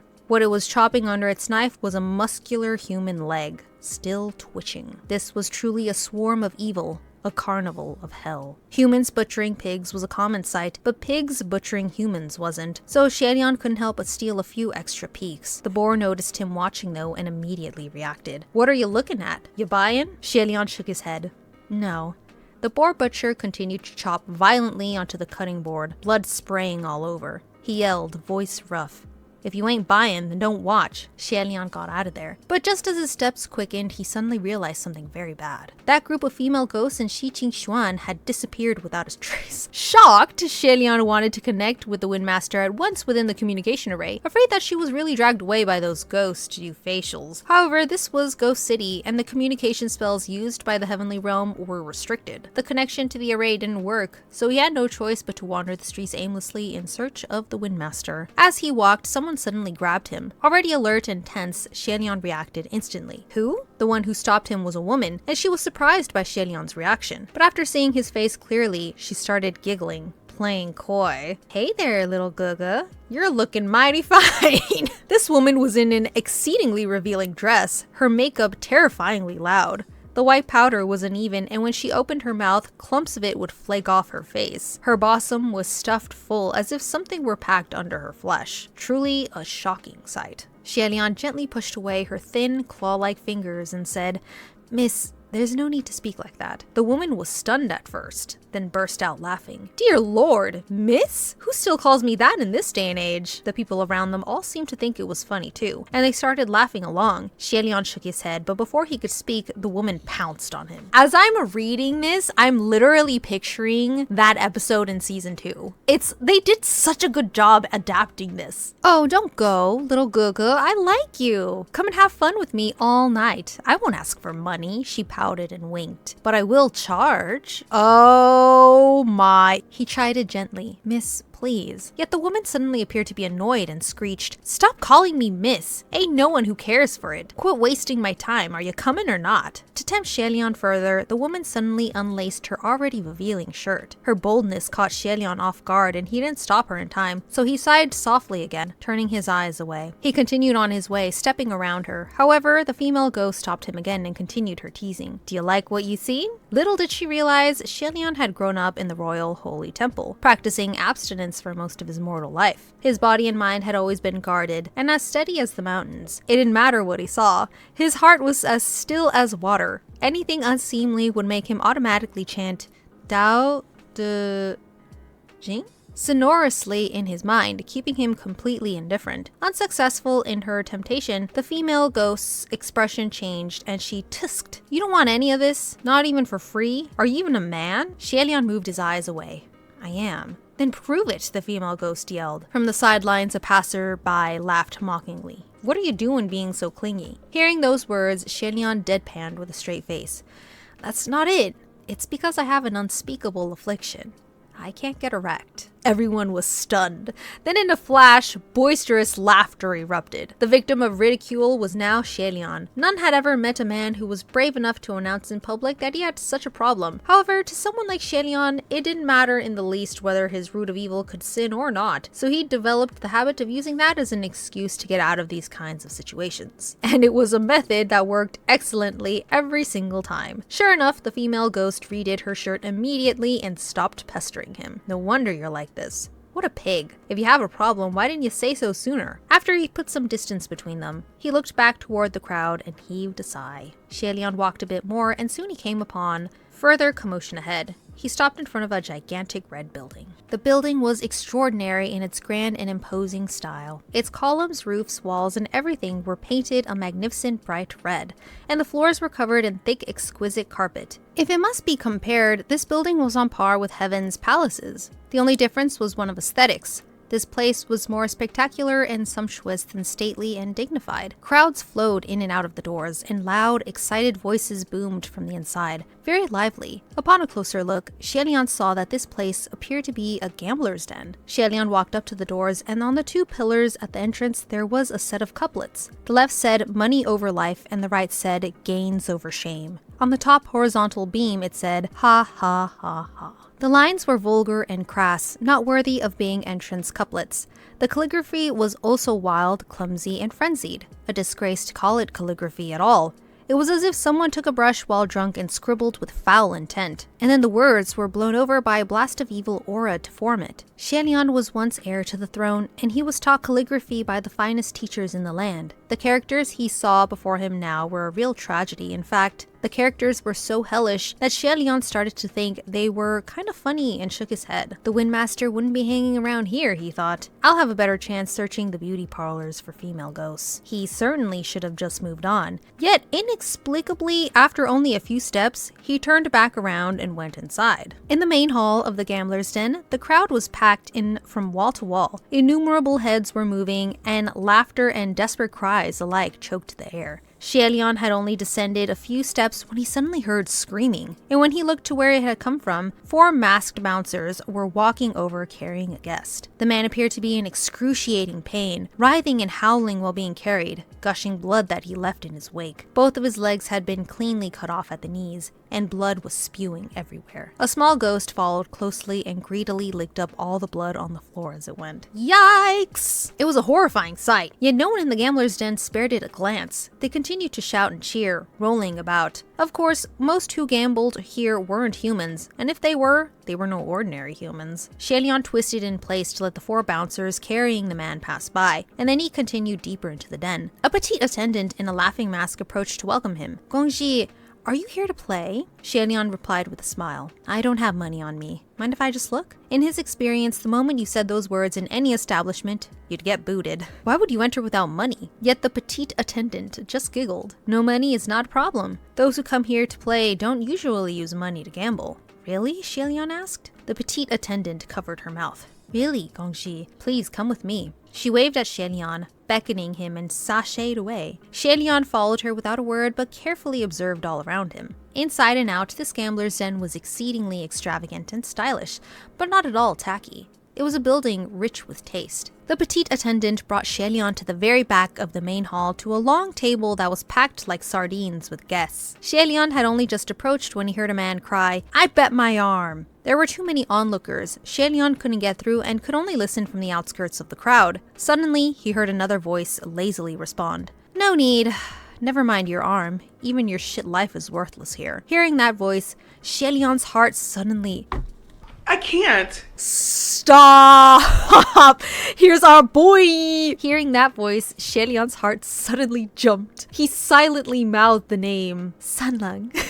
He'd indeed just heard the voice of that young man, yet it was slightly deeper than... It was slightly I'm guessing that for every dub, they have to pick the perfect person to voice Hua Qiang. Yet it was slightly deeper than he remembered, which was precisely why it sounded even more pleasing to... What did I say? You need to have a voice actor who knows that they can sound sexy. Which was precisely why it sounded even more pleasing to the ears. Despite being surrounded by boisterous brouhaha, the voice still rang loud and clear and cut through the cacophony of the gambler's den to reach him. Xielian looked up. Only then did he notice that behind the long table there was a screen curtain, and behind the curtain he could see a faint red figure lying back, lounging on a chair, and the animation of Hua Qiang just floats into my mind right now. Feeling so single right now, between Hua Qiang appearing as the majestic man that he is and Windmaster coming to my life again. I am just... 14. Admiring the flower through red clouds, a heart full of affection. Though Hua Qiang's words were filled with contempt, the moment he spoke, the man in question allowed the taunting from all around and dared not argue back.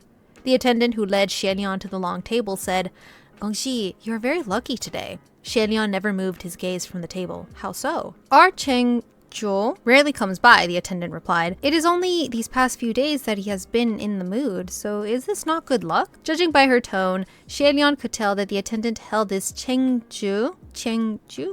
I know I'm pronouncing that wrong. In high regard, as if the mere sight of him was the greatest of fortune. Xielian couldn't help but smile. The screen curtain was made of soft silk, captivating in its red silhouette, a truly enchanting sight. In front of the red curtain, there were a few charming women overlooking the gambling table. Xielian was content to just watch from the background at first, but the moment he heard Hua Qiang's voice, he started trying to push through the crowd. Go to him! Though without drawing any attention to the fact that he was there, finally, he squeezed through to the table and saw the man in the middle of putting down his bets. The betting man was a living human. Xielian wasn't surprised, as it was known that there were more than just ghosts in the city. There were also a number of cultivators of considerable skill, and once in a while mortals at the brink of death, or those who wished to die, would stumble in by accident. The gambling man also had a mask on, but both his eyes were visible, bulging and laced with red as if they were bleeding. His lips were pale, like he hadn't seen the sun in days. Although he was a living human, he resembled a ghost more than any of the ghosts present. Both of his hands were pressing down tightly on a black wooden dice cup on the table, and after holding back for a moment, he shouted with the air of a man who'd stopped caring about anything else. "But how come the other guy was allowed to bet both his legs?" One of the croupiers before the red curtain smiled. The one who before used to be an acclaimed bandit, known wherever he went for his light footwork and ability to take flight. That ability was the essence of his life, so his legs were deemed a worthy bet. You are neither a skilled artisan nor a renowned medic. What worth does your one arm possess? The man gritted his teeth. Then I bet 10 years of my daughter's life. Xielian was stunned by those words and thought, where on earth is there a father who is willing to bet with the life of his child? Is that even possible? Behind the curtain, Hua Qiang only snorted. Very well. Xielian couldn't tell if it was his imagination, but he could sense coldness in that response. But then he added mentally, Sanlang said he always has good luck, and all his fortune sticks came up as the best of luck. If he bets against this man, won't he win for sure and take 10 years of life from that man's daughter? He was just thinking of this when the croupier announced sweetly by the long table, even is a loss, odd is a win. Once the cup is tipped, there is no turning back. Now please. As it turned out, Hua Qiang wouldn't be involved in the betting after all. That man shook the gambling cup haphazardly, both hands grasping hard, and the hall quieted down. The sounds of the dice rattling could be heard loud and crisp. A long while after, his movement came to a sudden stop. Then, everything was still. It was a long while before the man slowly, very slowly, lifted a corner of the gambling cup and peeked through the gap. Those bloodshot eyes suddenly widened. He flipped open the cup and shouted with mad joy, Odd, odd, odd! I win! I've won! This was certainly not the outcome the crowd of humans and ghosts around the long table had wanted to see, and they started booing the man down, slapping the table and shouting their discontent. One of the croupiers smiled and said, Congratulations! Your business will soon see a turn for the better. The man laughed uproariously and cried, Wait! I want to bet again! The croupier smiled. You're welcome to. What do you want this time? The man pulled a long face and he said, I want I want everyone competing with me in my trade to drop dead. Hearing this, the crowd started muttering and clicking their tongues. The croupier raised a hand to cover her smile. If that is what you desire, it is much more difficult to fulfill than your previous task. Will you not consider something else? Asking for your business to flourish further, for example? Yet the man replied, his eyes red. No, that's the only thing I want to bet on. That's what I'm betting for. Then if that is your wish, 10 years of your daughter's life may not be enough, the croupier said. I'll add more if that's not enough. I'll bet 20 years of her life, and the fate of her marriage, too. The ghostly crowd was in an uproar, and they burst out laughing. This dad's lost his mind. He's selling his daughter, the croupier announced again. Even is a loss, odd is a win. Once the cup is tipped, there's no turning back. Now please. That man once again took up the gambling cup, trembling as he shook it. If he lost, his daughter would lose 20 years of her life and a perfectly good marriage, which was obviously not ideal. But if he won, all his competitors would drop dead? Although Xie didn't think Hua Qiang would ever let such a thing happen, after much hesitation, he stepped a little closer. He was just debating whether he should cast some small trick when suddenly, someone grabbed hold of him. Shi Qingxuan had returned to his male form, and he whispered, "Don't be rash." Xie whispered back, "Lord Windmaster, why did you transform back?" "It's a long story, Shi Qingxuan. That group of girlies and aunties dragged me around saying they were going to introduce me to good beauty parlors. I finally escaped, but they caught me again. They dragged me to a place that smeared so much stuff on my face, pulling, stretching, slapping, smacking. Quick, check my face. How is it? Anything wrong? Do you see anything off?" He pushed his face right up to Xie for inspection. And Xie dutifully scrutinized it before replying truthfully, "I think it looks even smoother and fairer than before." Shi Qingxuan brightened immediately. "Really? Oh good, that's wonderful. Is there a mirror? Where's a mirror? I want to see." "Look later," Xie said. "Ghost City is blocking our spiritual communication. I came because Qian Qiu and I had already agreed to meet here. When we lost each other earlier, I just came here instead. But when I walked in, it turned out you were here too." "You called Qian Qiu out?" Xie asked. "To meet here?" "Yeah," Shi Qingxuan replied. "Qian Qiu is Lang Qian Qiu, His Highness, Taihua. You know that much at least, right? He's the martial god of the East. Since we're here, it'll be best if he comes too. The Gambler's Den is one of the most bustling, chaotic places in Ghost City. It's a landmark. People and ghosts alike go in and out in large numbers, so it's much less conspicuous for us to mingle. That's why I told him to meet us here." Xie nodded. When he turned back to the long table, that man still hadn't lifted the cup. His eyes were rolled back and he was muttering, not unlike many of the ghosts there. Xie sighed. This man... Shi Qingxuan, still feeling his face, said, "I know what you want to say, and I agree. But Ghost City is Hua Qiang's territory, and the rules here at the den are all followed willingly. You gamble at your own risk. The heavens can do nothing. Let's just observe for now, and we can come up with something if this gets out of hand." Xie hummed, thinking there was no way Sanlang would allow this to get out of hand. It would truly be best just to observe. With that thought, he settled down. As for the gambling man, he finally seemed to gather enough courage and lifted the cup just a sliver. The outcome was about to be revealed. Just then, another person burst in and slammed the cup back down with a strike that crushed it to pieces. This strike not only crushed the gambling cup, but also the hand that was on top of it.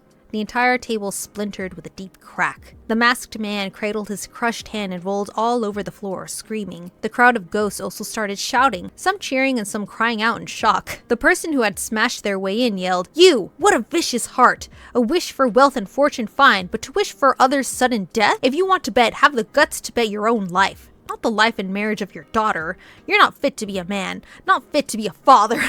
Okay, son, okay. The young man had straight, strong brows and stars for eyes, bursting with heroic aura. Although he was dressed in simple black attire, nothing extravagant, his air of nobility could not be concealed. It was none other than the crown prince of Yong'an, Lang Qianqiu. From their spot in the crowd, Xie and Shi Qingxuan both covered their faces at the same time. Xie groaned. "Lord Windmaster, did you not tell him to be a little more cautious when he's here and keep it low-key?"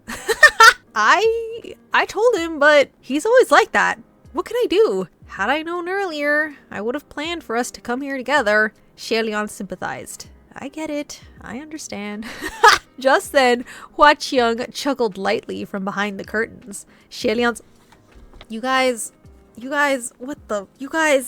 okay, here's the thing about reading volume 2, about reading any of these books, okay, is that anytime Hua Qiang does something, you can hear the inside thoughts of Xie, like the feelings. You can read about the feelings. It's not just on his face. It's my heart skipped a beat. Yeah, all this information we're getting. Wow, my heart skipped a beat when he spoke. Okay, sir, I see you. The youth had often laughed when he was with Xie, so now Xie could judge fairly well when the laughter was genuine versus when it was mocking, or when it was laced with killing intent. His voice was languid. You must have guts of steel to start trouble here in my territory. Lang Qianqiu turned to face the direction of the voice with fire in his eyes. Are you the owner of this gambler's den? The crowd cheered from all around. Ignorant child, do you know who you're talking to? That's our Cheng Zhou, someone sneered. Not only does he own this gambler's den, the entire ghost city is his. Lang Qianqiu barely showed any reaction when hearing this, but Shi Qingxuan was completely taken aback. Dear Lord, is that who I think it is behind the curtain? Crimson Rain sought flower? Xielian is like, why? Why are they embarrassing me right now? Why? Xielian answered, yes, it's him. Shi Qingxuan asked again, are you sure? Xielian replied, I'm certain. Shi Qingxuan panicked. Crap, what do we do about Qianqiu now? Xielian said after a few moments, let's just hope he doesn't expose his identity. Yet the more Lang Qianqiu looked around, the angrier he became. This hellish place reeks of smoke and corruption, and it's filled to the brim with demonic chaos. What scum is gathered here, committing what kinds of deeds? Running a place like this, none of you have a single trace of humanity. The crowd booed in unison. We ain't humans anyway. What do we need humanity for? What a useless concept. Whoever wants it can take it. Who do you think you are, coming all the way here just to insult us? Amused, Hua Qiang said, this den of mine is a carnival of hell to begin with. There's a path for you in heaven, but you refuse to take it and instead choose to barge into the despairing depths of hell. So, what shall we do with you? The moment they heard the word heaven, Xielian and Shi Qingxuan instantly knew. Just as they'd suspected, Hua Qiang had already seen through Lang Qianqiu and knew exactly where he came from. Yet Lang Qianqiu completely missed the implication of his words and slammed his hand down on the table once more. He was standing at one end, and with that single strike, he sent the entire table flying toward the red shadow behind the curtain. Those who had been gathered around the table dodged to the sides, but the seated silhouette behind the curtain didn't move. With a wave of his hand, the long table was flung back in the opposite direction, back toward Lang Qianqiu. At the sight of the rebounding table, Lang Qianqiu caught it with one hand, but he quickly realized he couldn't handle the overwhelming force bearing down against him and immediately switched to both hands. As he pushed and pushed, blue veins began to pop on his forehead. The once bustling hall now had people and ghosts fleeing and hiding. Xielian and Shi Qingxuan debated whether they should step in to help. I don't know if maybe it is a good time to start helping. Since they hadn't been exposed yet, they could continue to help out in secret, but if they jumped in openly, they'd risk having their covers blown completely. On the other end, Lang Qianqiu gave a loud shout and finally shoved back the hefty table. Behind the red curtains, Hua Qiang's silhouette was still lounging on his chair. He curled all 5 fingers into a fist, then released them lightly. Instantly, the table exploded into fragments of wood, the splinters shooting toward Lang Qianqiu. The force of this gust flung forth countless splinters as sharp as knives, more fearful than any hidden weapon. If Lang Qianqiu were to keep his powers hidden and remain in his mortal form, there was no way he'd be able to evade the attack. Thus, moments later, his body started to emit a faint light. Xielian and Shi Qingxuan understood right away and panicked. Oh no, he's going to reveal his true form! But this faint sheen of spiritual light vanished as soon as it appeared. Lang Qianqiu had probably remembered that he wasn't supposed to reveal his identity on this trip and caught himself at the last second. He quickly withdrew his power, having barely stopped the flying splinters. However, while Lang Qianqiu had stepped back, Hua Qiang, on the other hand, would not. The crimson figure sitting leisurely behind the red curtain made another hand seal. This time, he pressed his fingers together and lightly flicked up. With this one motion, Lang Qianqiu's body was suddenly lifted off the ground and sprawled out like a starfish. His body was suspended on the ceiling of the great hall of the gambler's den. Even after being caught, Lang Qianqiu still didn't seem to be able to wrap his head around how he suddenly started floating, and he struggled to break free, his face full of confusion. Xielian felt his head throb. Now that his power's been sealed, even if he wants to return to his divine form, it'll be impossible. Shi Qingxuan agreed. Since Ghost City is Hua Qiang's territory, if he wants to seal his power, he can. Even though Lang Qianqiu had been apprehended before, for the crowd, there was at least one upside. Namely, his identity was probably still safe for now. If he had continued the brawl and released his powers, it would be hard to explain why Taihua Zhenjun, the martial god of the East, had come to Ghost City to wreak havoc. After all, unless there was something extraordinary afoot, the heavenly and ghost realms hadn't crossed each other's paths in centuries. Seeing that the gambler's den's unexpected guest had been detained, the crowd that had fled returned and gathered in the hall once more. They pointed at the suspended Lang Qianqiu and laughed uproariously. Lang Qianqiu had probably never experienced this kind of humiliation before, and his face flushed red as he wordlessly struggled against the invisible bindings. From time to time, a ghost from below would jump up in an attempt to pat his head. Fortunately, Hua Qiang had hung him fairly high up, far out of reach, sparing him that embarrassment. Hua Qiang chuckled from behind the red curtains. What an interesting catch today. I'll let you all play with it. Whoever's lucky and wins big can take it home to roast. At those words, endless cheers erupted within the hall. The highest roll can take him home to roast. Oh my, this little Guga looks pretty delicious. The 4 masked bouncers carried in a new long table, and the crowd flocked to the area once again to start the next round of bets. The masked man, who was clutching his hand and howling on the ground, was long forgotten. The prize this time around was none other than Lang Qianqiu, suspended in midair. Seeing how riled the crowd was, Xi Qingxuan paced back and forth, anxiously flailing his arms. What do we do? Should we go up there and win him back? Or is it better to fight? Xielian asked. Lord Windmaster, how's your luck? Xi Qingxuan replied, it's sometimes good, sometimes bad. There's no certainty with something like luck. Xielian said, there can be. For example, look at me. I've never had any good luck. Xi Qingxuan gaped. Is it that bad? Xielian nodded ruefully. Whenever I roll, the most I get is snake eyes. Xi Qingxuan knitted his brows, but an idea immediately came to him and he slapped his thigh. How about this? Since the most you ever get is snake eyes, then you should bet on the lowest number. There can't be anyone who will roll lower than you. After a moment of consideration, Xielian agreed. You have a good point. Let me try. So he found a place near the table and threw out a suggestion. Why not switch the rules up a bit and see who can roll the smallest? The lowest roll wins. How about that? The crowd around the table was rowdy. Some agreed, some disagreed. Xielian decided to take 2 dice and give it a try first. Before he rolled, he chanted mentally, small, small, small. The dice were tossed and the 2 leaned in to take a look. 2 sixes. Xielian rubbed his forehead in defeat. It seems that not even a change of rules can change my luck. Xi Qingxuan mirrored him in rubbing his forehead. Maybe it'd be better to just fight outright. Just then, a croupier approached the red curtains and leaned in, as if trying to hear what the figure behind was saying. She nodded, raised her head, and announced, everyone, may I have your attention, please? Cheng Zhou has an announcement to make. Hearing that Cheng Zhou had something to say, the crowd immediately dropped everything and became exceedingly quiet. The croupier continued. Cheng Zhou said to change up the rules. Chatter broke out in the crowd. Cheng Zhou is the rule. The rules are whatever Cheng Zhou says they are, the croupier responded. Cheng Zhou says that he's in a good mood today and wants to play a couple of rounds with everyone. Anyone is free to bet against him. Whoever wins can take home the thing up above. Whether to steam it, boil it, fry it, or pickle it will be completely up to the winner. Learning that they'd be betting against Cheng Zhou, the ghost began to have second thoughts. It seemed that Hua Qiang indeed never stepped in to gamble himself. There were a few brave souls tempted to give it a shot, but not a single one of them dared to be first. Above them, Lang Qianqiu continued his struggles with endless determination. He barked, what do you mean thing? I'm not a thing! You dare to use me as a bet? This proclamation that he wasn't a thing was heard by the many female ghosts in the crowd. Giggling, they stared at him with openly lecherous looks while running the tips of their blood-red tongues across their lips, as if they wanted to swallow him whole. Xielian thought, this child, it's better if you speak less. After a soundless sigh, Xielian stepped forward and said gently, in that case, please let me have a try. Oh my god! Stop! They're literally not even doing anything, and I'm losing my shit. Upon hearing his voice, oh my god! Stop! No!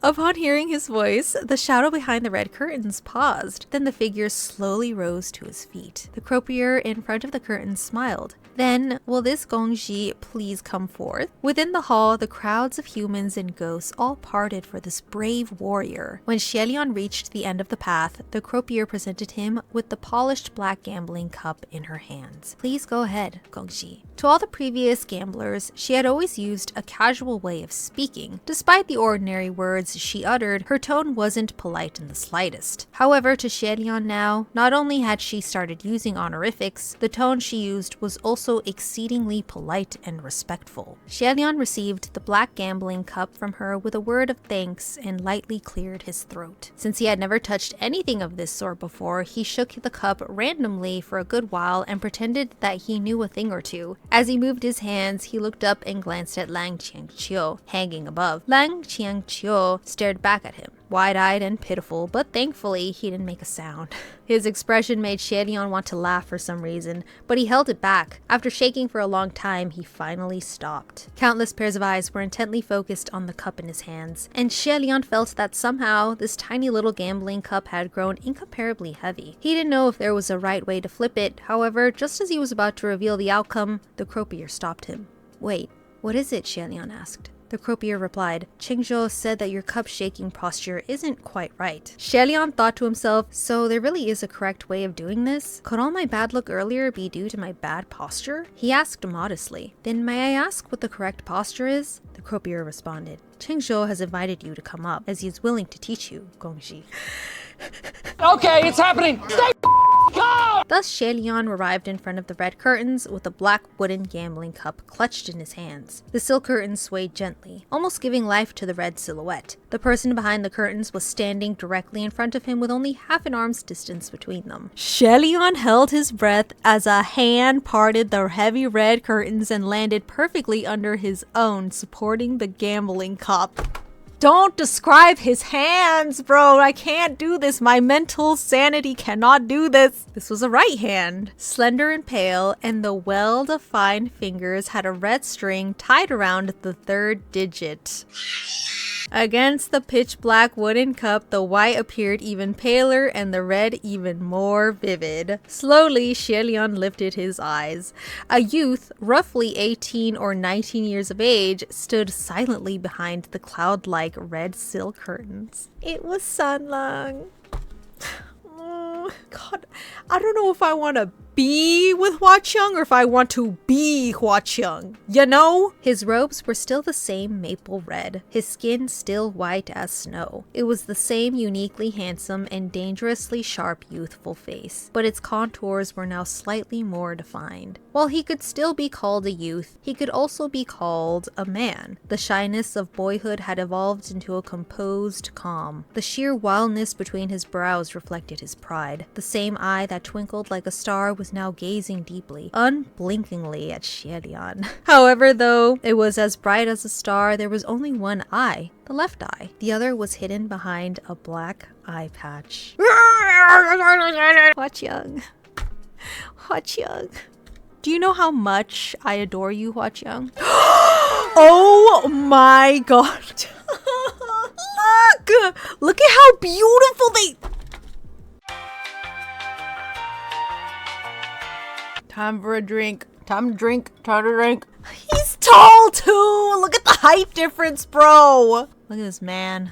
Look at this. This is why my standards are so freaking high, bro. The red silk curtains were only open a small slit. In his position, Xielian was the only one who could make out the person behind the curtains. Since he was blocking the view from everyone else in the hall, not that they would dare to sneak a peek anyway. That left eye watched Xielian, and Xielian returned the gaze, subconsciously drawn to... Soulmates, right? Soulmates, right? Soulmates, right? This time, Hua Qiang looked not only a few years older, but he'd also grown taller. Before, when Xielian looked at him, he could maintain eye contact comfortably, but now he had to strain his neck to look up. We're just listing off reasons why this man is so freaking attractive. We're just here. Author. He's hot. I get it. I totally understand. I can see it. I know. After they had both stared for a good long while. Because what else are you gonna do? What else are you gonna do when you're in the presence of Hua Qiang? Hua Qiang finally broke the silence. He said in a deep voice, "Would you like to bet high or low?" I'm so sorry. I really can't do this. I'm so sorry. I'm so flustered right now. Like, I can't. It was this deep voice, pleasant to the ear, that pulled Shelion back to reality. I can't do this. I literally physically can't do this, you guys. I literally can't. It's like literally impossible. I can't believe I'm this much of a simp. I can't believe it. I really can't. I can't believe it. As it made no difference how he bet, he answered, "Hi." "Fine," Hua Qiang replied. "Then I'll roll first." Shelion's left hand supported the base of the black gambling cup while his right hand covered the circular lid. Hua Qiang stood in front of him, and with his right hand covering Shelion's left, he guided him to shake lightly before lifting the lid. There were 2 dice at the bottom of the cup, a 6 and a 5. Lang Qianqiu, from where he was hanging above them, had a clear view and saw how easily he rolled such a high number. How did that happen? Hua Qiang loosened his hand slightly and beckoned to Shelion. "Shake it like this. Now you try." Shake what? Shake what, Hua Qiang? Shake what? Shelion mirrored his actions and shook the cup twice, but Hua Qiang said, "Not like that." You guys do not want to hear my thoughts right now. Far from it. You will not hear my thoughts. Even though he was reprimanding Shelion, his tone was exceptionally gentle and patient. As he explained, Hua Qiang supported Shelion's hand with his own again, but this time his left hand found its way to Shelion's right, the one covering the lid. He instructed softly, "Like this." And just like that, the backs of Shelion's hands were enveloped by Hua Qiang's palms. Oh my god! When skin touched skin. Hua Qiang's hands felt temperate like jade. The exquisite silver embraces that Hua Qiang wore were as cold as ice, and yet his movements were careful, and he never allowed them to touch Shelion's skin. His hands guided Shelion's and shook the black wooden gambling cup in a rhythm that was neither hurried nor slow. These gays, they're trying to murder me. What is this? What am I reading? Once, twice, thrice, clack, clack, clack. There was a crisp, rattling sound of the 2 dice colliding and entangling with each other as they bounced inside the black cup. Even though the shakes were gentle, Shelion could feel waves of numbness traveling from the backs of his hand, along his arms, spreading through the rest of his body. As he shook, Shelion lifted his eyes to sneak a peek at the other person and realized that Hua Qiang wasn't looking at the gambling cup at all. That's just it, man. How are you ever gonna find someone like Hua Qiang? I'm being very serious right now. There's no one out there that's like Hua Qiang. Literally. As he shook, Shelion lifted his eyes to sneak a peek at the other person and realized that Hua Qiang wasn't looking at the gambling cup at all. Instead, he was watching him intently with a... I'm gonna cry. Shelion couldn't help but return that smile. But he immediately controlled himself when he remembered the crowd of humans and ghosts watching him from above and below. I'm just a human being. He lowered his head and diligently studied the gesture that Hua Qiang showed him. "Like this?" he asked, the smile curving. No, literally? What is this supposed to imply? What is it? You guys, listen to this without this context. Listen, the smile curving Hua Qiang's lips deepened. That's right, just like that. After Shelion shook the cup a few more times, full of hope, he suggested, "Why don't you take a look?" Maybe my mind is just in the gutter all the time. Shelion lifted the lid and saw 2 white dice at the base. It was 2 threes. Rolling 2 threes was already an impossible feat for him. It was like a gentle spring breeze had brushed past Shelion's heart. And he thought, could I have actually learned the trick? However, as shocking as the outcome was, 6 was still slightly less than 11.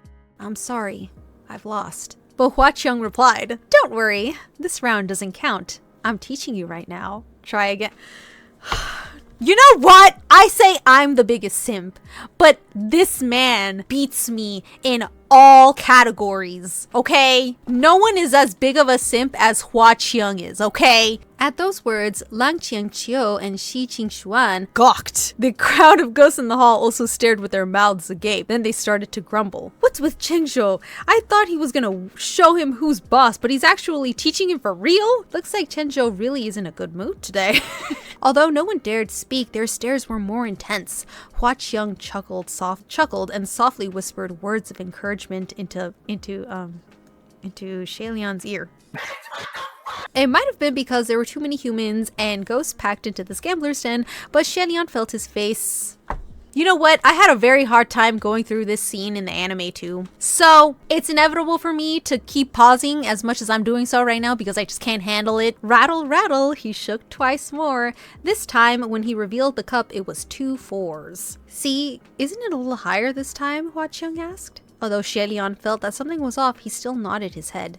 Yes, Hua Qiang encouraged. You did well. Keep going. Stop, because is he the type of person to like guide you? Is he the type of person to like guide you, you know? With those words of encouragement coming one after another, for some reason, giggles could be heard from all around the hall. Judging by the voices, it appeared they all came from female ghosts. Bruh. At first, he simple-mindedly paid close attention to how Hua Qiang positioned his hands, how he managed the pace and how he grasped the cup. But now he was letting Hua Qiang's hands lead him and shook the dice blindly. As he shook, a suspicion in his mind grew stronger and stronger. Could Sanlang be teasing me? Lang Qianqiu, who had been watching from above, probably felt the same and couldn't help but speak up. You! Stop shaking the cup, he's obviously playing you. There's no such thing as a correct posture. He must be cheating. Hearing that loud, boisterous voice, Shi Qingshuan covered his face again. The ghosts below shushed heartily and a rain of dice was hurled at Lang Qianqiu. They jeered at him loudly. Ignorant child, stop talking! So noisy. We're just getting to the exciting part. Lang Qianqiu was furious. You unruly bald-faced liars. He suddenly stopped mid-sentence and his face turned bright red. A couple of female ghosts below him had brutally yanked on his dangling belt and scolded him aloud. Zhao Didi? Stop causing a ruckus. If you keep on spouting nonsense, us Jie will pull off your pants. Originally a cutesy term for a very young, unrelated male child, this term has come to be used as slang for... I'm not even gonna say what that word is. I'm not even gonna say it. Lang Qianqiu had never been threatened like this before and was so angry he was rendered speechless. You! Getting beaten to a pulp by a mob of ghosts would have been fine, but having his pants pulled off would be a dreadful embarrassment for a dignified martial god like him. Immediately, Lang Qianqiu didn't dare to say anything more. Shaolian looked up and saw the other god sending him eye signals with all his might. It was both hilarious and pitiful, so he could only lower his head. Shaolian looked at Hua Qiang and pleaded in a small voice. Not him calling him Sanlang in this moment. Stop it. Oh my god. Hearing his tone, Hua Qiang chuckled. Leave him be. Let us continue. Shaolian gave up and once again held the cup and shook twice. As expected, this time he got 2 5s. The crowd cheered harder at this and their teasing of Lang Qianqiu grew more frenzied. Did you see that? Higher than last time. But Shaolian had already realized that Hua Qiang was just fooling around with him. He didn't know whether to laugh or cry. He was sure that there was indeed no such thing as a correct posture, and to someone like him, any posture would be incorrect. From here on, he might as well give up on any hope of transforming his luck. Just as he was about to give up and expose himself on this last shake, Hua Qiang stopped him. Wait. Shaolian could feel the hands covering his, pressing down a little harder, so he stopped moving altogether. What's wrong? Hua Qiang asked, half-jokingly. I don't believe this Gugu has mentioned what will happen should he lose. Hearing him call Shaolian Gugu, Shi Qingshuan and Lang Qianqiu both wore complicated expressions on their faces. The crowd of ghosts also felt massive shivers run down their spines, and there were even a few who were so shocked that their heads dropped to the ground. It was a little embarrassing to say, but because he was in such a hurry before, Shaolian hadn't considered his side of the bet.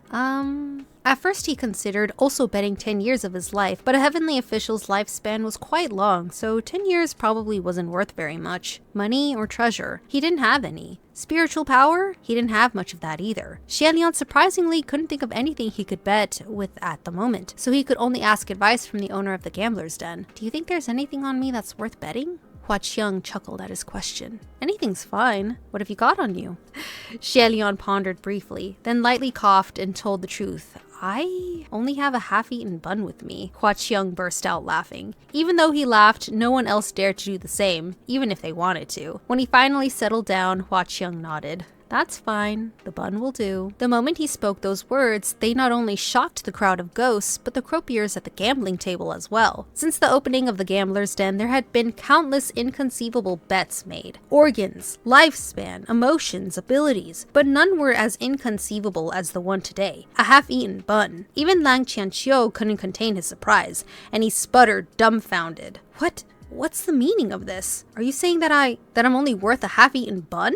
The crowd snickered and laughed. Someone called out, "What's wrong with a bun? You're getting off easy, so shut up." Xie could tell that despairing voice belonged— Oh my god! What's wrong with a bun? You're getting off easy, so shut up! Xie could tell that despairing voice belonged to Shi Qingxuan, who was hiding among the crowd of ghosts, just as he was caught between laughing or crying. Come, it's the last round. Don't be nervous. I'm not nervous, Xie argued. The two stayed like that. Hands still touching. We get it. You're in love. We get it. The two stayed like that. Hands still touching. Even though Xie was truly not nervous, there was still a light sheen of sweat on the hand sandwiched between the cup and Hua Qiang's palm. Finally, the movement came to a stop. It was time for the reveal. He drew a small breath, then opened the lid. The dice were 2 6s. Xie let out a sigh of relief, aware of what had transpired, and he gazed up at Hua Qiang. Oh, I lost. Even though he acted serious when admitting his loss, he didn't sound the least bit sincere. There'd been people grumbling earlier. If this round doesn't count, then when will it count? Now, the answer was clear. It counts when this guy wins. That level of generosity was almost insane. Even so, no one dared to comment. The croupier from before took the black wooden gambling cup and raised it up high. Congratulations to this Gongji. You have won this round. Cheng Zhou showed us a perfect loss. Beautiful. Wasn't the winner personally taught by Cheng Zhou? He won because Cheng Zhou taught him well. That's right. Learning the correct dice rolling posture today really opened my eyes. Listening to the voices of the swarming devils from all around, Xie couldn't help but smile. Seeing his mirth, Hua Qiang also chuckled and gave the red curtains a flick. At that point, Lang Qianqiu called out from above, "Since you lost, you should be letting me down." Hua Qiang continued to stare at Xie, his smile unchanging and his gaze not moving from Xie own. Simp! Simp! He simply lifted his hand and gave an easy wave, and Lang Qianqiu came crashing heavily down. Xie winced at the loud crash. Shi Qingxuan couldn't risk exposing himself, so he couldn't rush forward. Instead, Xie turned and bent down to check up on the god. "Are you okay?" Lang Qianqiu crawled to his feet and dusted himself off. "I'm good. Thank you." He probably wanted you to go up there so that he could cheat and make you lose. But thank goodness you won. Xie thought, "You're completely mistaken. If he didn't go easy on me, even if the whole world turned to ash, I would still never be able to win you back." Just as he was thinking that, there was suddenly a crisp tinkling of bells, and the sound was followed by gasps of shock from all around. Xie turned his head to look, and it turned out that Hua Qiang had finally emerged from behind the red silk curtains. In his previous youthful form, Hua Qiang always sported a slightly crooked ponytail, but now his raven black locks tumbled loose over his vibrant red clothing, and an evil aura radiated from his handsome figure. Only a thin braid on the right side, tied at the end with a red coral bead, brought a hint of mischief to the mix. The straps on his boots were silver. The belt was also silver. Even the long, slender scimitar that hung at his waist was silver, its curves smooth and peculiar. Just like that long, slender blade, the man himself was slender and tall. He was leaning against the parted curtains with crossed arms and a faint smile. Gugu, you've beaten me. Xie obviously knew what had happened and said in resignation, "Please, stop teasing me." Hua Qiang kirked his brow. "I'm not. Why would I?" Flirting in front of everyone in that gambling den. Okay. Down below, the crowd of ghosts were bustling with excitement, bubbling like boiling water. Each of them thrilled as they whispered among themselves. Cheng Zhou changed his skin again today. "I'm dying. His new skin is killing me. It's so tender and firm." "What do you mean dying, old hag? Aren't you already dead?" I remember these lines from the show. That's what you get for editing a bunch of stuff day and night. It would seem that Hua Qiang never showed his true form in public and also changed skins frequently. None of the ghosts in Ghost City knew what he really looked like, and they assumed that this must be another of his fake skins. Only Xie knew that the one standing before him was the genuine crimson rain-sought flower of legend. He wanted to say something, but countless eyes from all around were focused on them, and Hua Qiang's attitude was incredibly ambiguous, like he knew him, but also didn't. Xie didn't know if Hua Qiang could so publicly admit their acquaintance in Ghost City, didn't know if he was acting this way intentionally, so he couldn't say much other than, "Thank you." "Why thank him?" Lang Qianqiu demanded. "He owns this place. He bore ill intentions from the start," Xie replied under his breath. "Your Highness, please stop talking and let's get out of here." If they were to stick around, he really didn't know what else would come out of Lang Qianqiu's mouth. Considering the mission at hand, Xie couldn't afford to stay long. He glanced at Hua Qiang a few more times and pushed Lang Qianqiu toward the exit. But as he was doing so, Hua Qiang's voice called after him, "Hold it." Xie stopped in his tracks and looked back. The chatter among the crowd started up again. "Chengzhou, you can't let them go like this. That guy's suspicious. Look how strong he is. He's probably not as simple as he seems." "Exactly. Who knows if he's a spy sent from whatever organization to cause trouble on our turf." That last sentence was a dagger to the heart. They really did come from the heavens, but their intent wasn't to cause trouble, but rather to simply investigate the situation. Xie wasn't sure if Hua Qiang had seen the spiritual light that Lang Qianqiu released in his moment of peril, and he wasn't 100% certain Hua Qiang would let them go if he did see. Xie was growing increasingly anxious, but the tone Hua Qiang spoke in was laid back. "Shouldn't you leave the prize behind?" Xie was lost. "Prize?" Lang Qianqiu put himself in front of Xie and questioned warily. "Are you going back on your word now?" But Xie thought, Sanlang would never go back on his promises. Could he mean something else? With that, he stepped out from behind Lang Qianqiu and asked, "But didn't I already win the bet? You lost a round before that."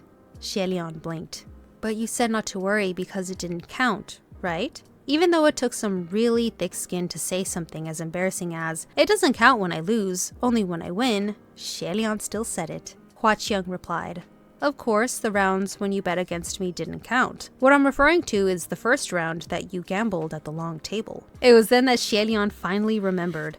Hua Qiang was referring to when he was testing out the lowest he could roll and ended up throwing double sixes instead. Lang Qianqiu spat darkly. "I told you he had ill intentions and wouldn't let us leave here that easily. I will not be sealed again." It sounded like he was already prepared for another fight and was eager to jump at the chance, but Xie pulled him back. "It's fine, don't be nervous. We don't need to use our fists. How about it, Gugu? Do you admit your loss? Willing to bet, willing to lose. Other than obediently conceding his defeat, what could he do?" And so Xie nodded. "I admit it." Hua Qiang extended his left hand with an open palm. "Then give me the promised prize." "The promised prize?" After some hesitation, Xie reached into his left sleeve, felt around and fished out a half-eaten bun. Unable to look Hua Qiang in the eye, he bold-facedly presented it. "Did you mean this?"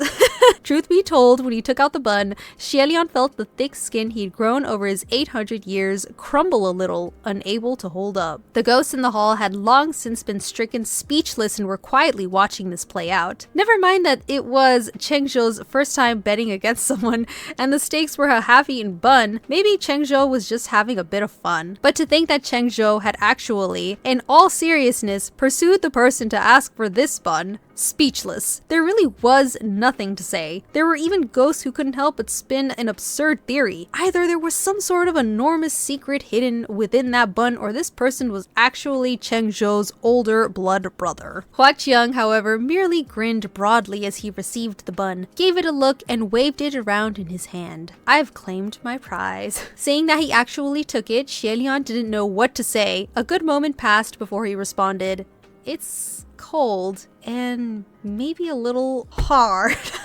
"That's okay. I don't mind," Hua Qiang said.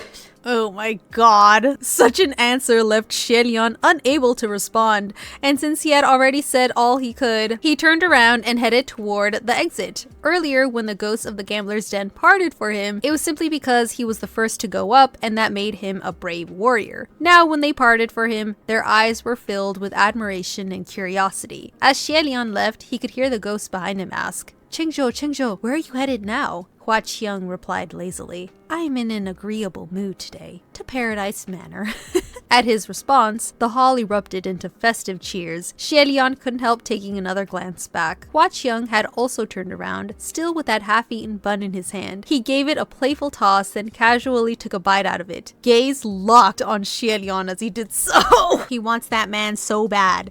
He wants that man so bad. He wants Xie Lian so bad. Xie Lian's step faltered at the sight. For some reason, he suddenly felt that sticking around here a moment longer would be a very bad idea. He quickened his pace, running out and dragging Lang Qianqiu in tow. The two left the gambler's den and ran like madmen down a long stretch of the road, almost knocking over several food stalls along the way. Just when they had finally arrived at a quiet, far-removed alley, Shi Qingxuan popped up and reunited with them. Shi Qingxuan fanned himself with such vigor that his hair whirled wildly in the wind.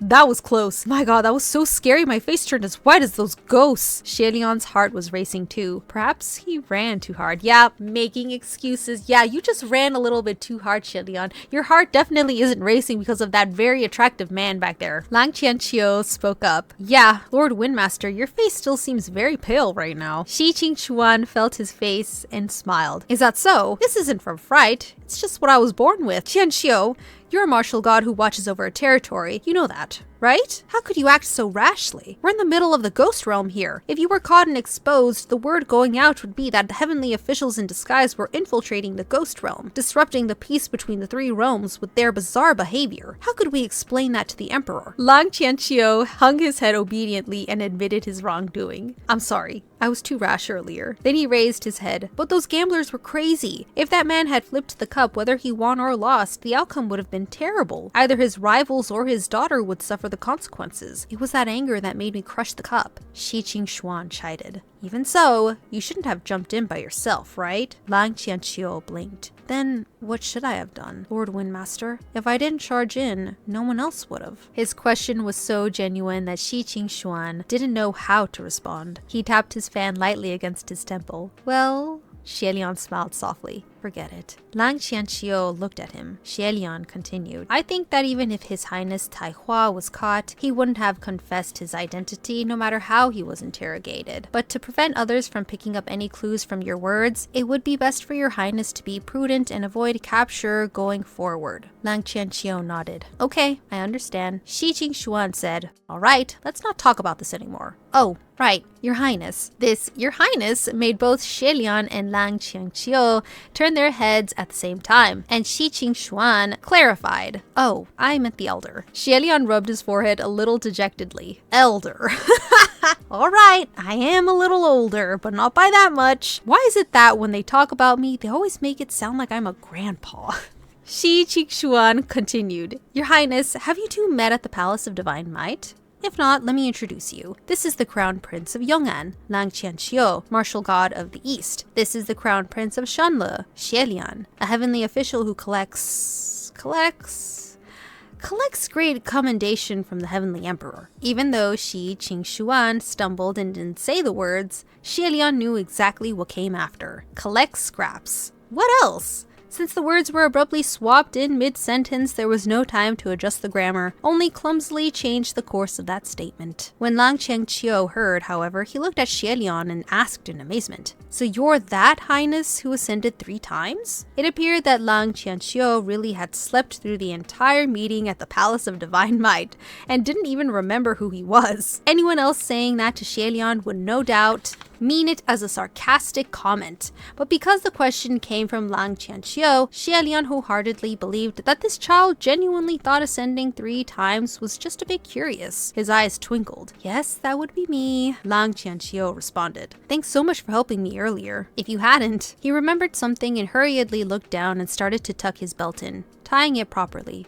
Fear still lingering. He obviously didn't think much about the history between the kingdom of Xianle and the kingdom of Yong'an. Shi Qingxuan seemed to think that introduction was good enough. He turned to Xie Lian. Your Highness, I thought that Crimson Rainsought Flower knew you. Why did he act as if he didn't back there? Lang Qianqiu finished tying his belt. Was that really Crimson Rainsought Flower? Was that his true form? Xie Lian didn't even have time to open his mouth before Shi Qingxuan piped up. How could it be his true form? Hua Qiong has thousands of disguises, and no one knows what his true form looks like. Last time when I was at Banyue Pass, he looked similar to his appearance today, so this must be a fake skin too.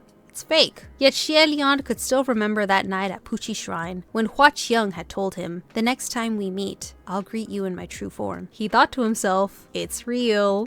But of course, he didn't say that out loud. Everyone was so sure that Hua Qiang must be wearing a fake skin. Being the only one who knew it was Crimson Rainsought Flower's true form was like learning an extraordinary little secret. Then he thought, Sanlang's appearance doesn't look that much different from before, only a bit older and taller. That means he was pretty much in his true form the first time he met me. Strangely, that made Xie Lian feel a little happy. Oh, we know how happy that makes you, Xie Lian. Shi Qingxuan added, "Everyone says Hua Qiang is a strange character, and that really seems to be true. It was obvious that he was going easy on you, and yet he pretended in all seriousness not to know you. Who knows what he's up to? Could it be that he wanted us to drop our guard?" Xie Lian choked and coughed, just as he thought anyone could tell Hua Qiang was going easy on him back at the gambler's den. But rather than saying he went easy on him, they might as well just say outright that Hua Qiang was literally letting him win. Lang Qianxiu was the only one who couldn't tell. He frowned. Did he go easy on him?